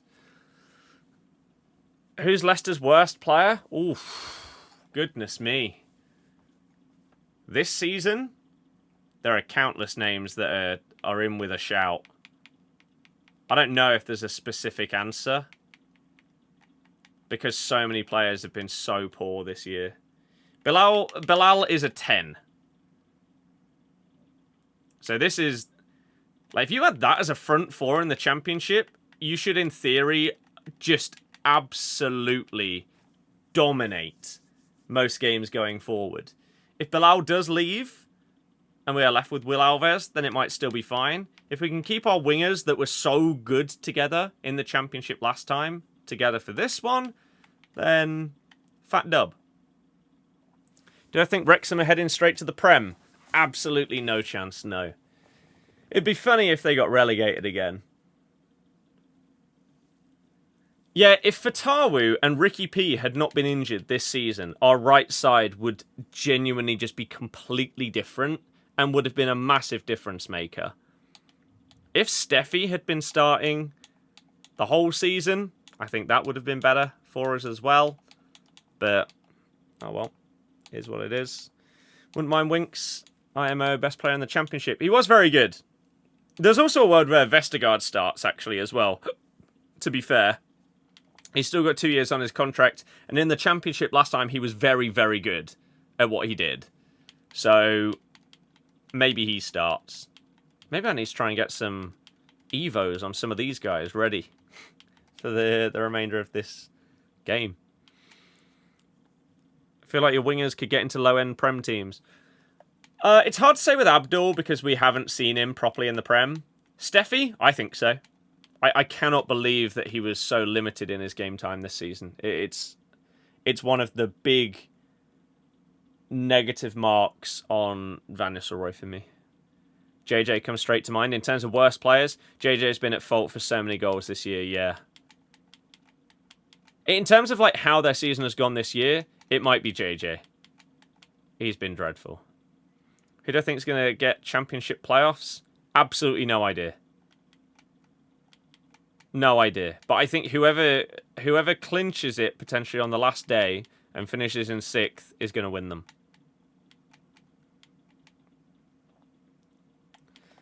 That's my guess.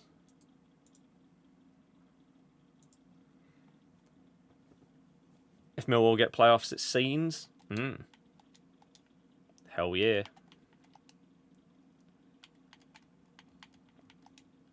I might as well buy a Bilal. Because I can, like, Evo his base card up, but there's a world where one of these fits into an Evo really well. And so we might as well grab him. Because I don't actually know what positions he plays on this card. Cam or left wing. So he fits into mirror. And then he can play on the right. Is there a world where we could put him into this and then this one? Total positions max 3. No, because he'd get given a position from that other one. I mean, he could go straight into this.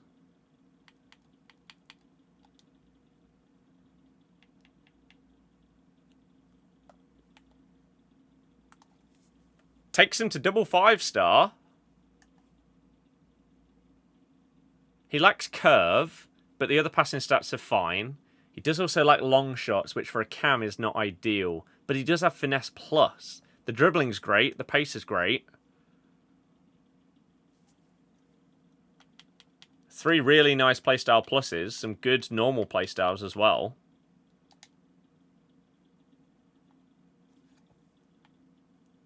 So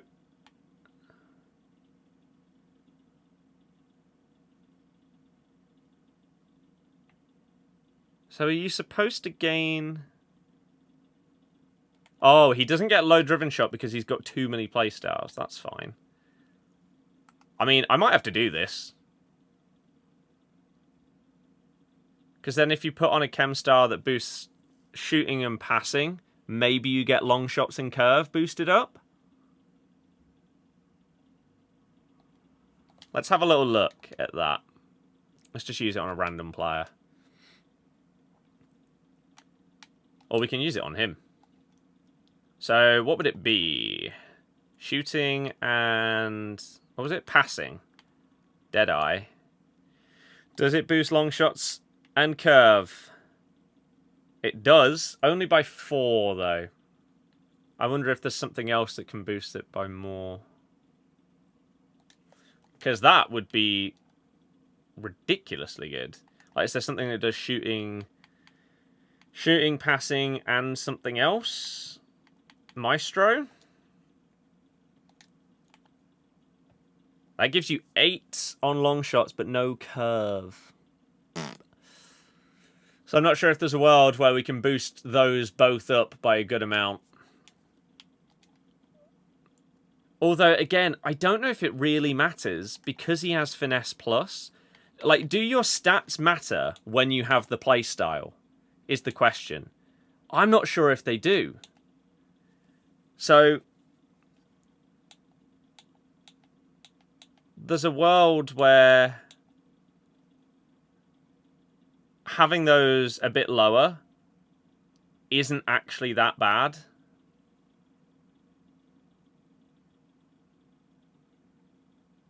And then maybe you just can boost something else, like a finisher, maybe.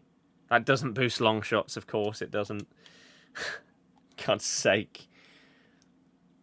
Danny Roll, best managerial fit, similar to Mark Robbins, that you thought deserved the job. Going to be someone to build with in the Championship or a 3-year project. Danny Roll has been linked a lot. We've had a few people that have been linked to us. Roll, Russell Martin is apparently the front runner, which... There are 2 sides to the coin, right? 1, he fits the way that we want to play. But 2, showed that if he doesn't have incredible players, that his style is not going to keep you in the Premier League, even if he gets you promoted. So, what's the reasoning behind going for that, if that's what you know? We were also linked with Carsley. Ooh, 12 on long shots. Sniper could be a shout. It doesn't boost the finishing, but I think that was already pretty damn good. I think that was in the 90s. So we'd just be low on curve. Ndidi's been poor this season. Very, very poor. Other than a handful of games, yeah. Hoping for a repeat on final days last season. Beat us last season, Sheffield United on Saturday. Yeah. That was huge as well, wasn't it? The Schmodix brace.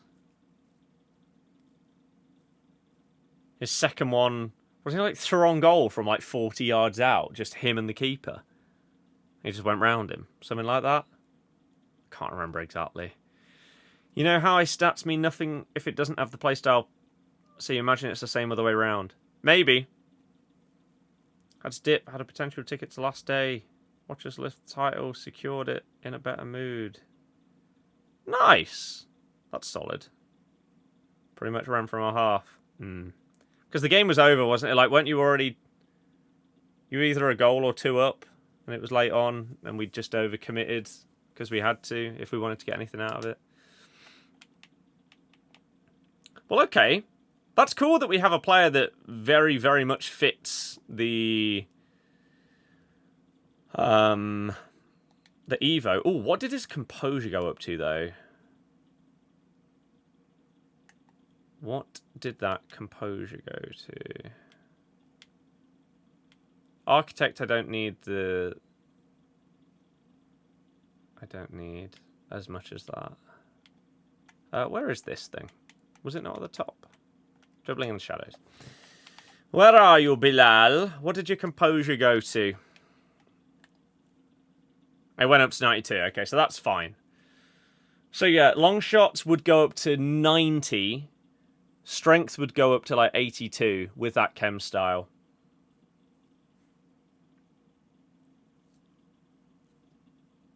Because with this, I mean, it says maximum curve.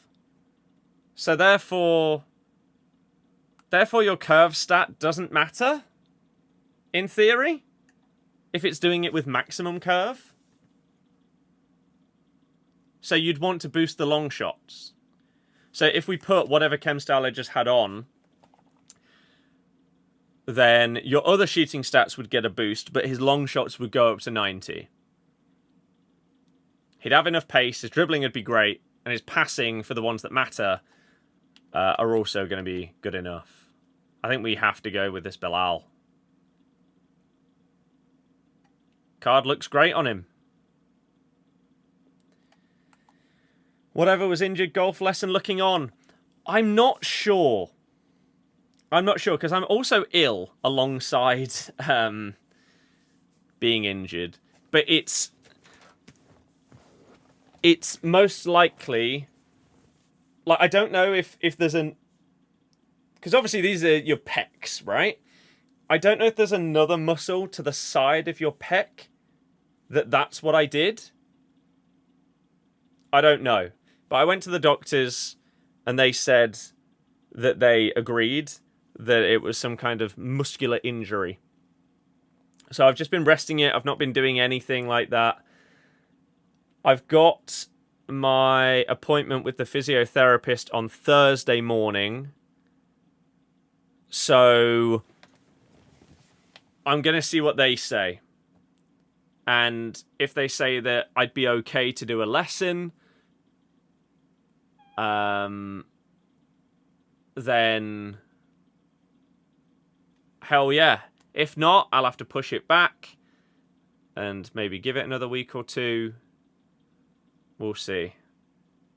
What body part you want about? Here. So it's, as I say, I don't know if there's a muscle like to the left of your pec that like connects up to the top of your arm or something. I don't know. But I pulled something here, I assume, playing golf like 3 weeks ago. Are you ever 100%? I don't think I've been 100% healthy ever since I got that chest infection like last October that was really bad. So I'm actually kind of tempted when I go back, because the physiotherapist comes into the doctors once a week. I'm tempted to see if I can also say whilst I'm there, once I'm done with this person, can I get checked for like any lasting effects of a chest infection or something whilst I'm there? Why not? Because if there is something, then it'd be nice to get it fixed, wouldn't it? Is this a current team or a past and present? The one that I was on here is what I think we might be lining up as next season. The past and present is this. If you save your player picks on Thursday from rewards, will Prem Team of the season be in them? If you're on about like an 85 plus pick, then yes. But if you're on about a Team of the Season pick, no. Top 4 target, Gary O'Neill, Martin Roll, Van Bommel. Wow. Weather stay perfect for golf. It's been really good golf weather. It's such a shame. Like, I would love to just go to the range and hit a few balls. The thing is, what the doctor said, if I do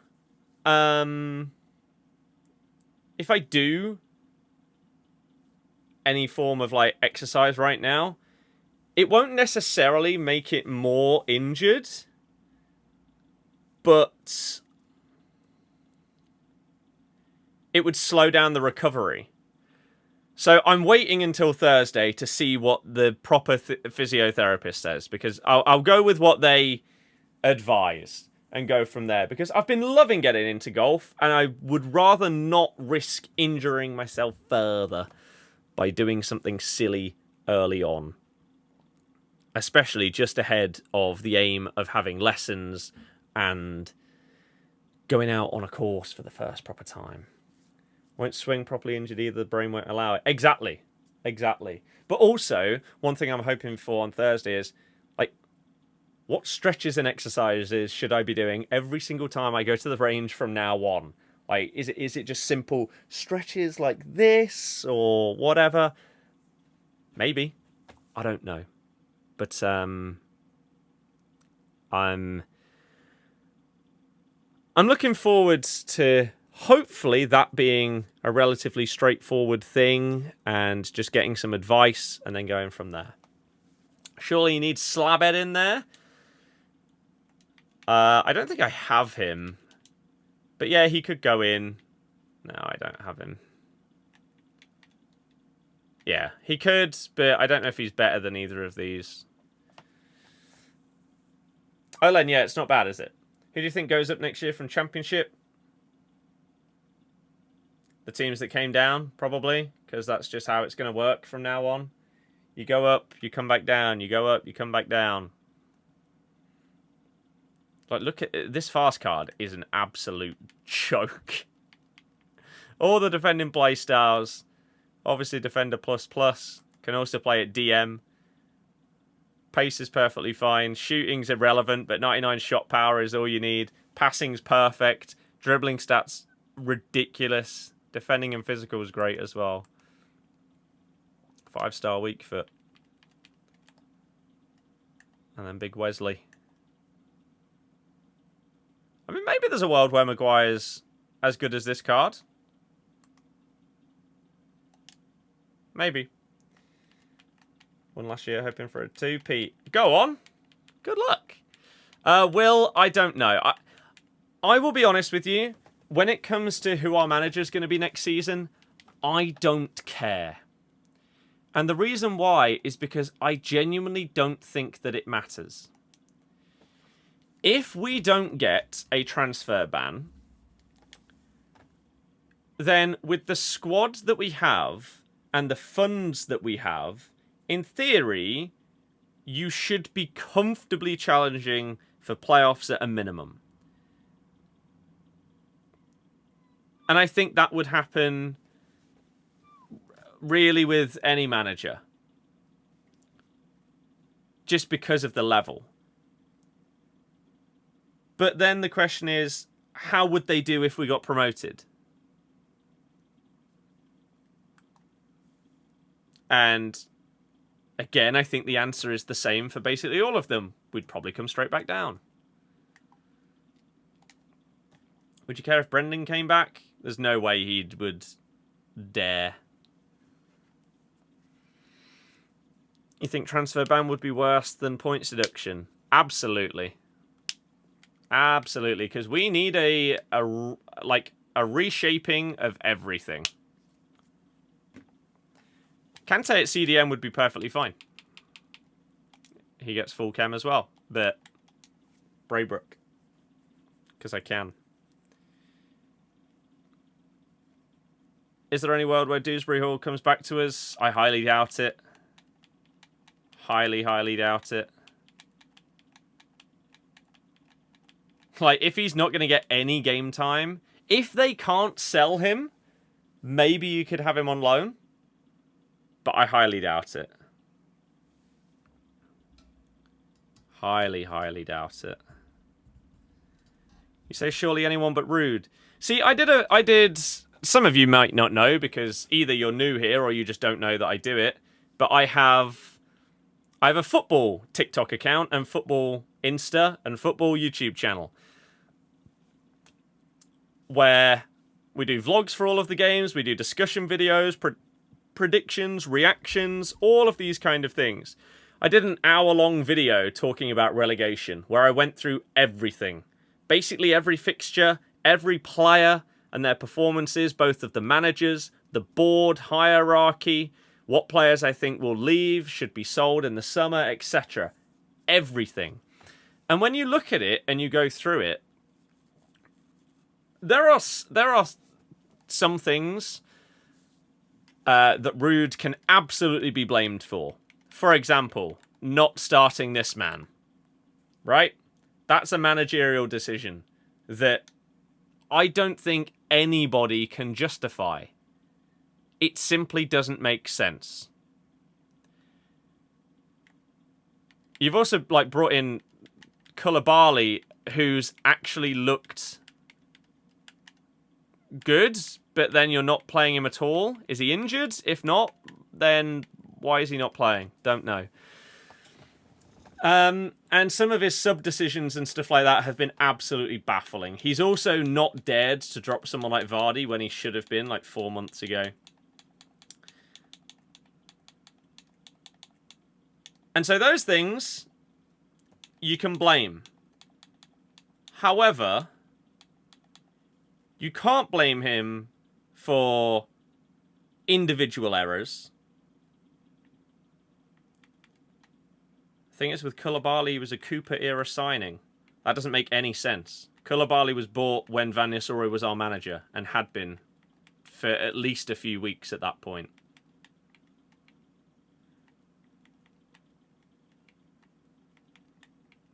That doesn't make sense. But also, Ruud had injuries. He basically never got to play Abdul a single minute. Ricky P's been injured for the majority of his time here. Whereas Cooper had both of these players available and didn't use them. Cooper also got bailed out by Mads in so many games where he had an 8 or 9 match rating, prevented multiple goals. He hasn't done that for Ruud. And I'm not saying that you should rely on that, but there's a reason why we got some of the points at the start of the season. Even a game where we lost 4-2 to Arsenal, our goalkeeper conceded 4 goals and got an 8.9 rating. That doesn't happen. We were in a lot more games under Cooper. See, again, I don't agree. Not because of the manager. The two biggest differences between our two managers. 1, Hermansen was saving us in every single game. In every match we played, there would be at least one massive save that he would pull out. Right? And our players took their damn chances. Vardy was scoring. Even Jordan Ayew was scoring goals. Even if it went through 5 players from the corner at Southampton, somehow it went in. We also had 2 red cards against us in Southampton and Ipswich, and managed to get 4 points by taking advantage of red cards and getting a bit lucky in that regard. We haven't had that since. Mads, post-injury, under Van Nistelrooy, he played 2 games under Ruud where he wasn't injured. We got 4 points from them. Ever since then, he's not been as good. We've also had probably the worst performing, form up there of Vardy's recent career. In, the last decade. Where he can have multiple massive chances in a game and will simply not put them away. That is not a Van Nistelrooy problem. Palace at home should have gone 1-0 up. Brentford at home should have gone 1-0 up. Man City at home should have gone 1-0 up. And he missed them all. He's not the only one. There's been multiple other people that have had misses. And that's not the manager's fault. This doesn't mean that Ruud has been good at all. He's not really had many positives whatsoever. However, he simply cannot be blamed for some of the things that are going on. Just like Cooper also cannot be praised for some of the things that were going on. Cooper cannot be praised for our goalkeeper pulling out man of the match performances in every other game. He can't be praised for our opponents getting red cards. He can't be praised for us winning a game against Bournemouth where we got battered and were very fortunate. He also was the one that made all of our signings. He spent 20 plus mil on Oliver Skipp, which has to be up there with one of the worst Premier League signings of all time. He also brought in Odsonne Edouard, who has to be one of the worst Premier League loans of all time. He brought in D. Cordova-Reid and Ayew. Again, two of the least attacking forwards that our club has probably ever seen. Rude couldn't fix that in January. There's nothing he could do about that. He was stuck with what we had.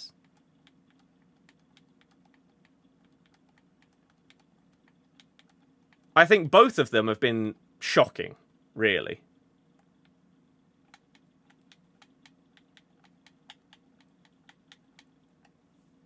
Really. We wouldn't have a striker who would have scored any of them, though. What, the Vardy chances? I disagree. If a striker is in horrible form, and basically every chance they're having is not being put in the back of the net, you have to drop them. You simply have to. You get way more effort, way better work rate, way better runs with Daka than Vardy. His finishing over the years has not been better than Vardy, but it's not been worse this season. Because it's hard to get worse than the last 5 months that we've had with Jamie. And again, with Edouard, there is surely no world where you can justify not giving him a single minute as a manager in the 4 or 5 months that you've been here. Vardy isn't the problem. That is one of the comments that has done my head in this season more than any other. Jamie Vardy has been... He's the best player we've ever had at our club.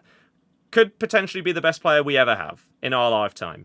He's been a massive problem this season. And anyone that doesn't see it does my head in. This guy does not make runs. He doesn't help the other players in the team. He stands in the middle next to the centre-backs, doesn't offer any support. He's our top scorer. That doesn't mean he's been good. He's our striker, starting every game. If he's not your top scorer, that's a massive problem. We have nobody else. Stop spouting nonsense. I'll tell you why. We explained it earlier, right? If you're playing this formation,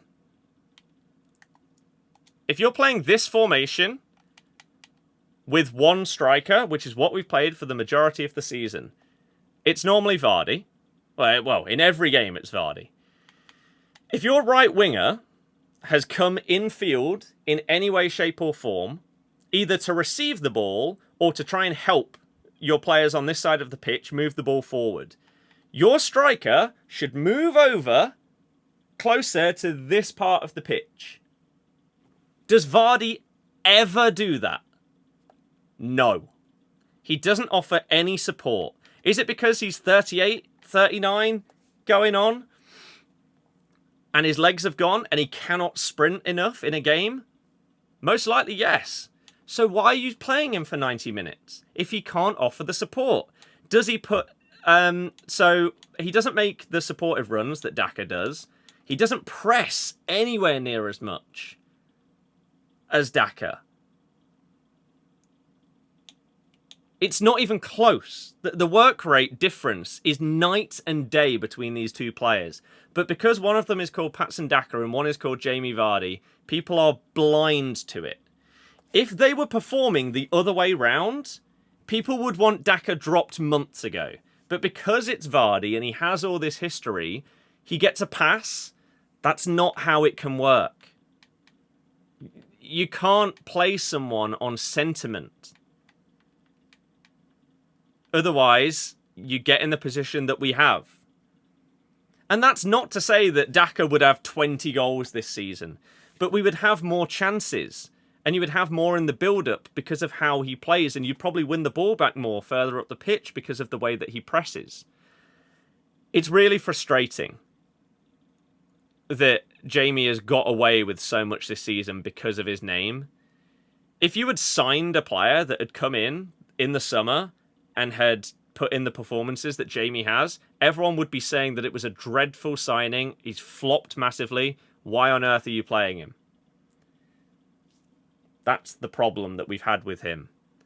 And again, that isn't to say that Daka is this world-class, unbelievable striker. But when he's played this season, he's offered us more. He simply has.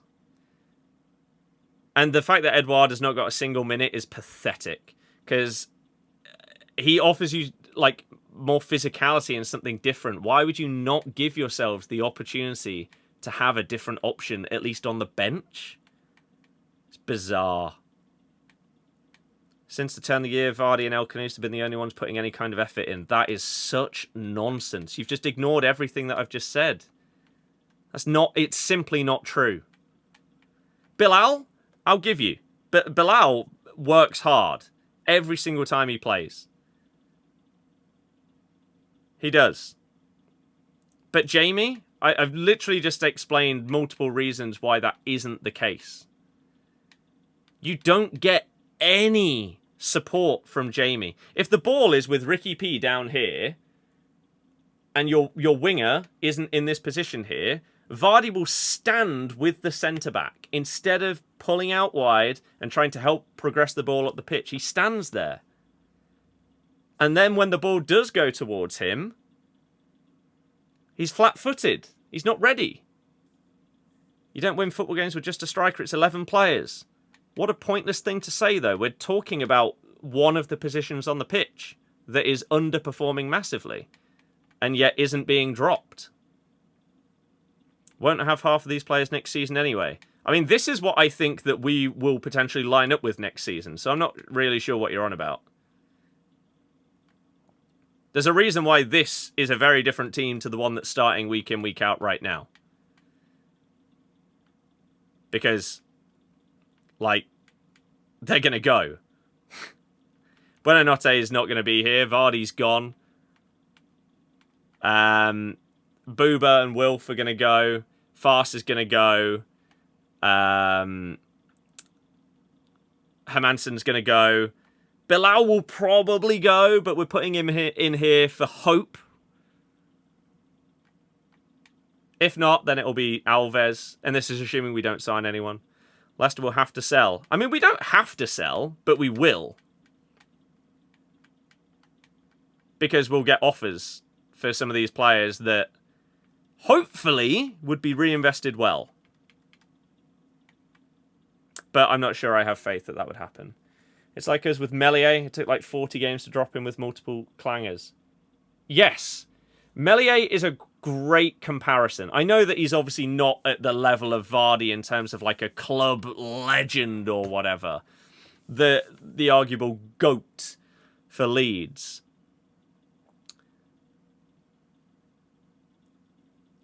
But how he has managed to stay starting for so long is mental.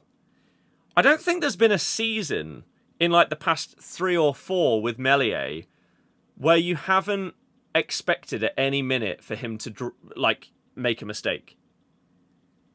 He feels like one of the most error-prone goalies that I've seen in years.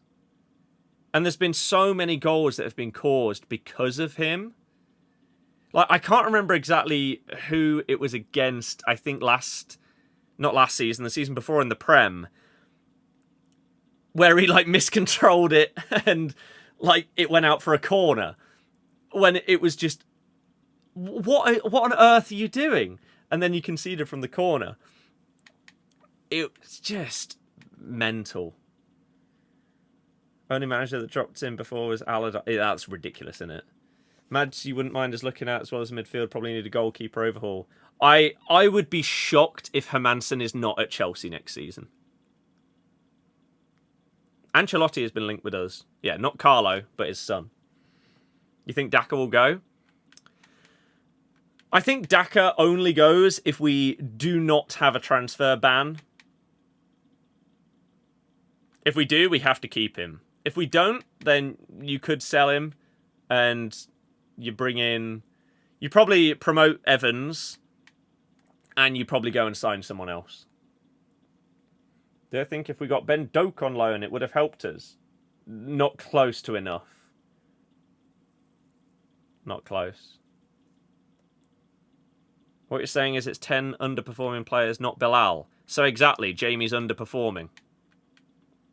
You literally just agreed with the point. You'd love for Koulibaly to stay? I'd be amazed if Koulibaly goes. I mean, we've just signed him. The problem that we have right now is we don't know whether we're going to be keeping our manager. Which is crazy. Why on earth is it not already known? Like, even if it's Rude will leave at the end of the season, right? Because we can't afford to have that that money on the books for this season because it might push us over the edge with PSR, so therefore you have to do it once the season finishes. Fine. How is it not already known? I mean, I've said when I did my massive, as I say, relegation video, if you haven't seen it, just search Birdie Football on YouTube and you'll see all of my football videos. There's a lot of Leicester stuff, right? Of course. And there will be going forward. That's not going to change. But in this massive relegation video discussion that I did, we talked about this. And is there a world where they're seeing, in the last 5 games of the season or so, whether Rude can give any kind of positives to think that he would be the guy in terms of what he can do by bringing through some of the youth players in these final games, like Evans, like Monga? That's the only thing I can think of as to whether... or a reason why there wouldn't already have been talks or a decision made. Maybe they're giving him the final opportunity to see if we can get any kind of positives out of some of these younger players or just the squad in general. I don't know. I don't know. That's my guess. Because I said it ages ago. I don't think there's any world where he would leave during this season because money. We simply cannot afford to risk breaching PSR again, even if we would love to get rid of our manager. We just can't do it. It would be too costly for the club. We're already down. It doesn't matter, right? It'd be nice to have someone come in earlier so they can get used to the squad and stuff like that and know what they want going into the summer transfer window and things like that. But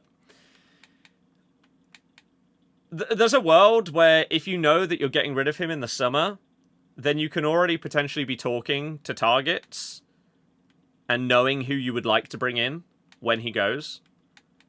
And they can start looking at the squad and figuring out what they think they would do with it and everything like that. Just talking about talent-wise, looks so good for us, just happy that he stays. Koulibaly, yeah, I agree. And I simply don't understand why he's not played more, because he's looked good when he's played. It's bizarre. But yeah, if you want to know as I say, my full thoughts on everything, that video goes over managers, players, everything. Absolutely everything. I think Daka will cause teams problems next year or he's come across decent when you've watched him. I'm not entirely sure exactly what you've watched. The problem with Daka is, for a striker, his finishing hasn't been good enough when he's had a run of games. His work rate is phenomenal compared to like Vardy and some of our other players. He puts in more effort and a bigger shift than the majority of the players in our squad, despite getting hounded by like the fan base and stuff like that. So you have to appreciate that massively. But in the Championship last season, his finishing was shocking. Some of the big chances that he missed, you genuinely question how. Daka isn't even a good Championship player. See, I don't go that far. His finishing last season, you could potentially say that. Overall, though, yeah, the Leeds, Plymouth and stuff, that Leeds miss is up there with the worst that I've seen from a Leicester player in years gone by. Like, you could probably very easily find a compilation of Daka last season and some of the misses that he had.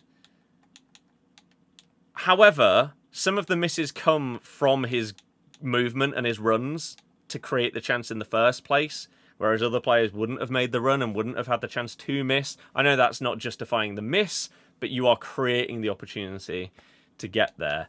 And you just got to hope that maybe, like, if he's staying and becomes the main man up front, like, he's always been in Vardy's shadow. If he suddenly becomes the guy, is that going to give him more confidence rather than knowing that he's always number 2? At best. I don't know. Could it be that a confident Daka is the kind of player that we signed? That was finishing everything for Salzburg? The one that, like, at the start of his career with us, like, he got the 4 goals in 1 game. In the Europa League. Like, you don't do those kind of things and put up the numbers that he did if you're not a good striker. But is he one of those players where, unless he's at peak confidence, he simply doesn't trust his own ability? I don't know. You think it's justified, the level of hatred towards him? That's horrible. This guy gets slagged off so much, despite putting in more effort than the majority of our squad, even whilst getting slated. It's ridiculous. Yet some of our other players that are dreadful don't get slated at all. It's so infuriating. Owen, yeah. Yeah.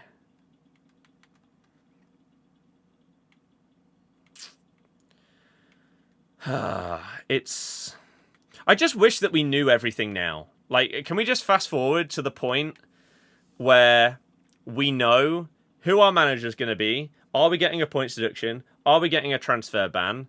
Who's being sold? Can we fast forward to that point right now, please? So that then I can get excited about the prospect of, okay, this guy's gone, but we've got some funds. These are the players we're looking at. I'd be excited to see this guy next season under this manager in this system. But right now, it's just like, we've still got like another month of this crap to go. Just get it over with. Someone like Winks never seems to get slated. Winks doesn't get slated. Vardy's having an absolute garbage season where he's underperforming his XG massively. And yet, he doesn't get slated at all. Vardy deserves very little this season in terms of praise. But Daka's the one that will get slated ahead of him. He'll be the one that gets subbed ahead of him if they're both playing in a 2 up top. It'll always be Jamie that stays on, even though he doesn't have the legs to do the 90-minute sprints and stuff like that either. Ricky P is still phenomenal. The only reason why he is still at our club is because he's injury prone. We picked up a Champions League level player, and yet we've somehow still got him, as it stands, going into our 2nd championship season in the last 3 years. He is amazing. Genuinely one of the highest level players that we've had in our squads over the last like decade or whatever. He's unbelievable.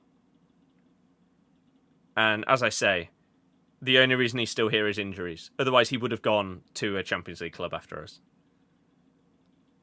I don't think people watched him enough to put him in the conversations with the best right backs in the league at the time, where you had like Reece James, Trent.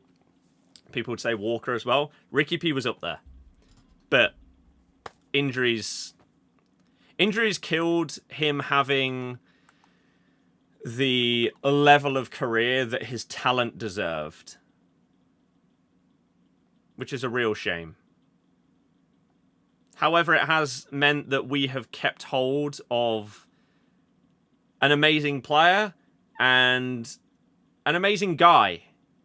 Like, there are some people here in our current squads that people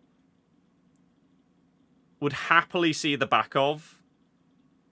Like, if you said tomorrow that James Justin was leaving our club, I would imagine a majority of our fan base wouldn't be upset. Whereas even an injury-prone Ricky P, if you said he was leaving, everyone would be really, really sad. Winks has been slated. I think Winks has only really been slated recently because of the stuff with him, like, refusing to stay at the training ground and stuff like that. But in general, for example, Samare. Samare is another example of a player where him and Wilf will play together. He is clearly the better player on the day, but he'll be the one that gets all the abuse. Not Wilf, because he's been here for years. Even if he's having a stinker, Booba will get the slating. It's so infuriating, because you question what people are watching. You're basing a player, in terms of like how good they are, on what they've done in the past, not what they're doing right now. And it doesn't make any sense. It's so infuriating. And so when you look at the like people on Twitter and stuff coming out with their player ratings, and you see them give, like, I don't know, Booba a 3 out of 10, but Wilf gets a 6, even though Samare was the one that was progressing the ball forward, was much better on it, and won the ball back, like, had a better tackle success rate than Wilf and everything like that. But because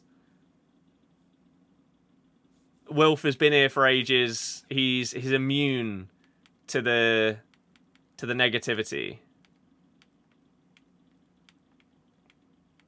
It's so infuriating. And I imagine that this happens in a lot of fan bases when it comes to particular players, that some will avoid criticism and some will get criticism when it isn't deserved. I think, for example, Harry Maguire is a player at United that whenever he makes a single mistake, it gets hyper exaggerated, whereas he can have like a 10-game run of being really good and it won't get spoken about because it's Maguire.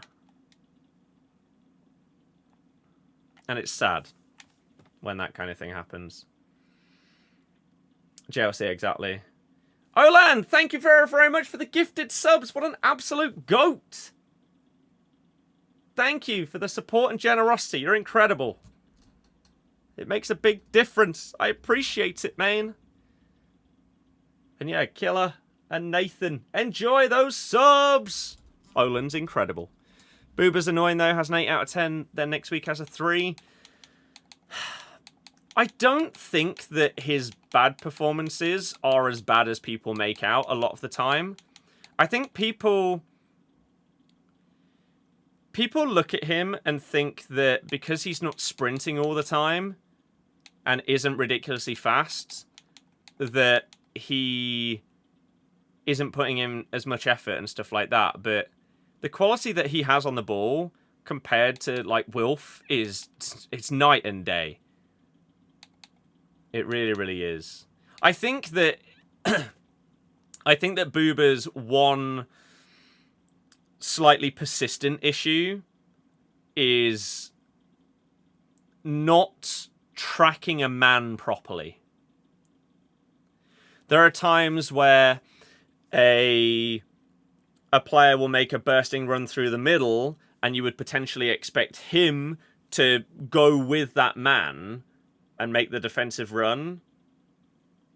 but he doesn't, and then the ball gets through to that player, and then a chance is created because of it. And that's fair as a criticism. However, it's also being done by basically all of our other players, but they're not criticised for the same thing. That's what frustrates me a lot of the time with criticism of certain players, is it's one rule for one and one for another.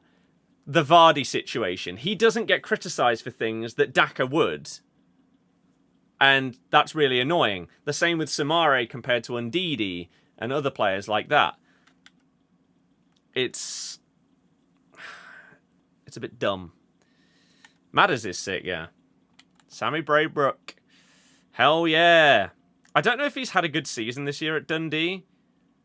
I'm not sure if it's the level of loan that will get him closer to our, like, starting team next season, or whether he'll probably head out on loan again. It's off the ball that's bad, tracking the man. Maybe just expecting too much from Boo because of how good he can be. Maybe.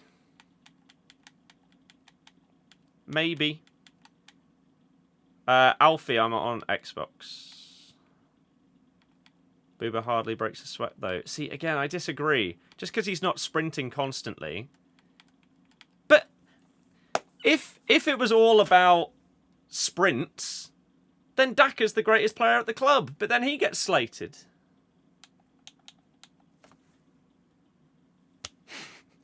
He got recalled because he wasn't playing. That's tough. Yeah, so it's going to be another loan next season then. What, maybe League One team? A decent team in League One that's hoping to push for like the playoffs or something might be the level that we see him go to. Bailey, hello. We've got 10 minutes until the Champions League starts. Any player at your club who doesn't get slated? By the majority of the fan base, Vardy. For people that aren't, like, sentimental and delusional,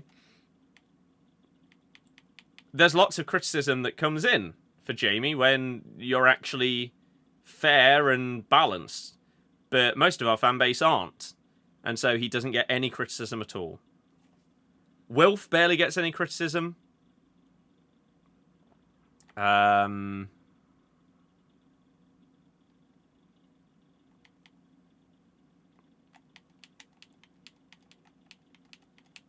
not sure if Buonanotte has sort of got away with it a bit. He sort of sold us a dream at the start of the season. He was amazing. The first, like, month or two, he was so good.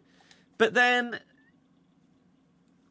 he seemed to get to a point where instead of playing a pass, he would have to beat a man and then pass it. Or if he'd already beaten one and had the opportunity to pass it, he'd then try and nutmeg a second one and then pass it. It felt like he was trying too hard to impress, and instead of then going back to playing it a bit more simple, has continued to be like that throughout the remainder of the season. So earlier in the year, when he wasn't getting as many minutes, it was like, why? What are you doing? But then, genuinely, I can't really tell you a good performance he's had in the last few months where you've thought, yeah, he now needs to start every single game and play 90 minutes. Whereas the first 2 months of the season, absolutely. So that's been a bit upsetting. Hermansen. Hermansen's distribution has been poor lately. But I think people forgive him because he still pulls off some big saves. He's obviously not been anywhere near as good as he was pre-injury, where he was genuinely up there with the best performing keepers in the Prem. And that's one of the reasons why we were staying in games. It wasn't because our defence was great, it was because our keeper was performing to an ungodly level. That's the rude effect, though. Every player's become worse. I wouldn't go that far. Samare, Ndidi, and Buonanotte were all better under Cooper.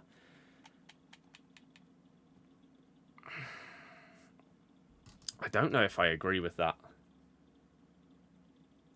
Wilf got injured in Rude's first game. West Ham at home. Wilf went off injured.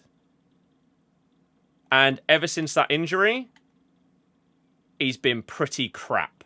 I think maybe like the first game or two that he came back from it, it was like, oh yeah, this is going to be big. And he was okay. But pretty much like 90% of his game time post-injury, he's been awful. This is my expected team for next season, yes. If we keep hold of Bilal. Which we might not. And in which case, it would be Alves, I imagine. This is obviously with no, like, signings made. This is maybe under the... Oh, I don't know if he'll come under Will. He will. Under the assumption that, like, there's a transfer ban and we can't sign anyone. You say Daka's going? I mean... So, again, this is if we don't sign anybody because we potentially have a transfer ban, right? You can't sell everyone, otherwise there's not going to be anyone left. So, in this world, Daka's staying. If we don't get a transfer ban, and we could get, like, 10 mil for him, for example, and then you promote Will Alves and buy another striker, sure. I think Mads is the first one out the door, and I think he goes Chelsea. I think it depends on if there's a specific release clause for Bilal. Like, we spent like 20 or 25 mil on him, something like that. If he had a release clause of, I don't know, let's say 35 mil, he'll go. But if he doesn't, hopefully we can convince him to stay. Because if you could have that three behind a striker, whether the striker is Jake Evans or Daka or anyone else, that three in the Championship is ludicrously good. So, maybe there's a world where he stays. I don't know. I don't know. Ricky P and Mavididi will leave. I don't think Mavididi will leave. I'd be surprised. Arsenal PSG predictions. Arsenal to go through. PSG to win at home and then Arsenal to win at home. If you had Tom Cann as another option, that attack would be good. Yeah, but we sold him. Stelarczyk came on loan to your team. Yeah, I like Stelarczyk. He's good. He's good. But it is now time for the Champions League. Arsenal against PSG. So hopefully you guys enjoy it. Very quickly, predictions. Score predictions for tonight. Let me see. Who's at home tonight? Arsenal are at home. Oh, so PSG at home in the second leg. Ooh. I think Arsenal win 3-1 tonight. And then PSG win at home, but it's not enough. Maybe they win like 1-0 at home. I just think Arsenal's defence is really, really good. As much as, like, PSG are up there with Barca, with the most fun teams to watch in the world. I just think Arsenal's defence is really, really good. And so they'll have enough. But I would love PSG and Barca final. It would be incredible. So that's what I'm hoping for. But I think Arsenal go through. So we will be live again tomorrow. I'll be uploading Wheelie McSpinnison tomorrow as well. So hopefully you guys enjoy that. I'm off to watch the Champions League. Enjoy the rest of your night, everybody. I will see you tomorrow. Thank you very much for watching. Thank you anyone that followed. Thank you for the subs. All of that good stuff. You guys are incredible. Follow and subscribe on the channels that you're watching. We'll be live again tomorrow. Good night, everybody. Goodbye.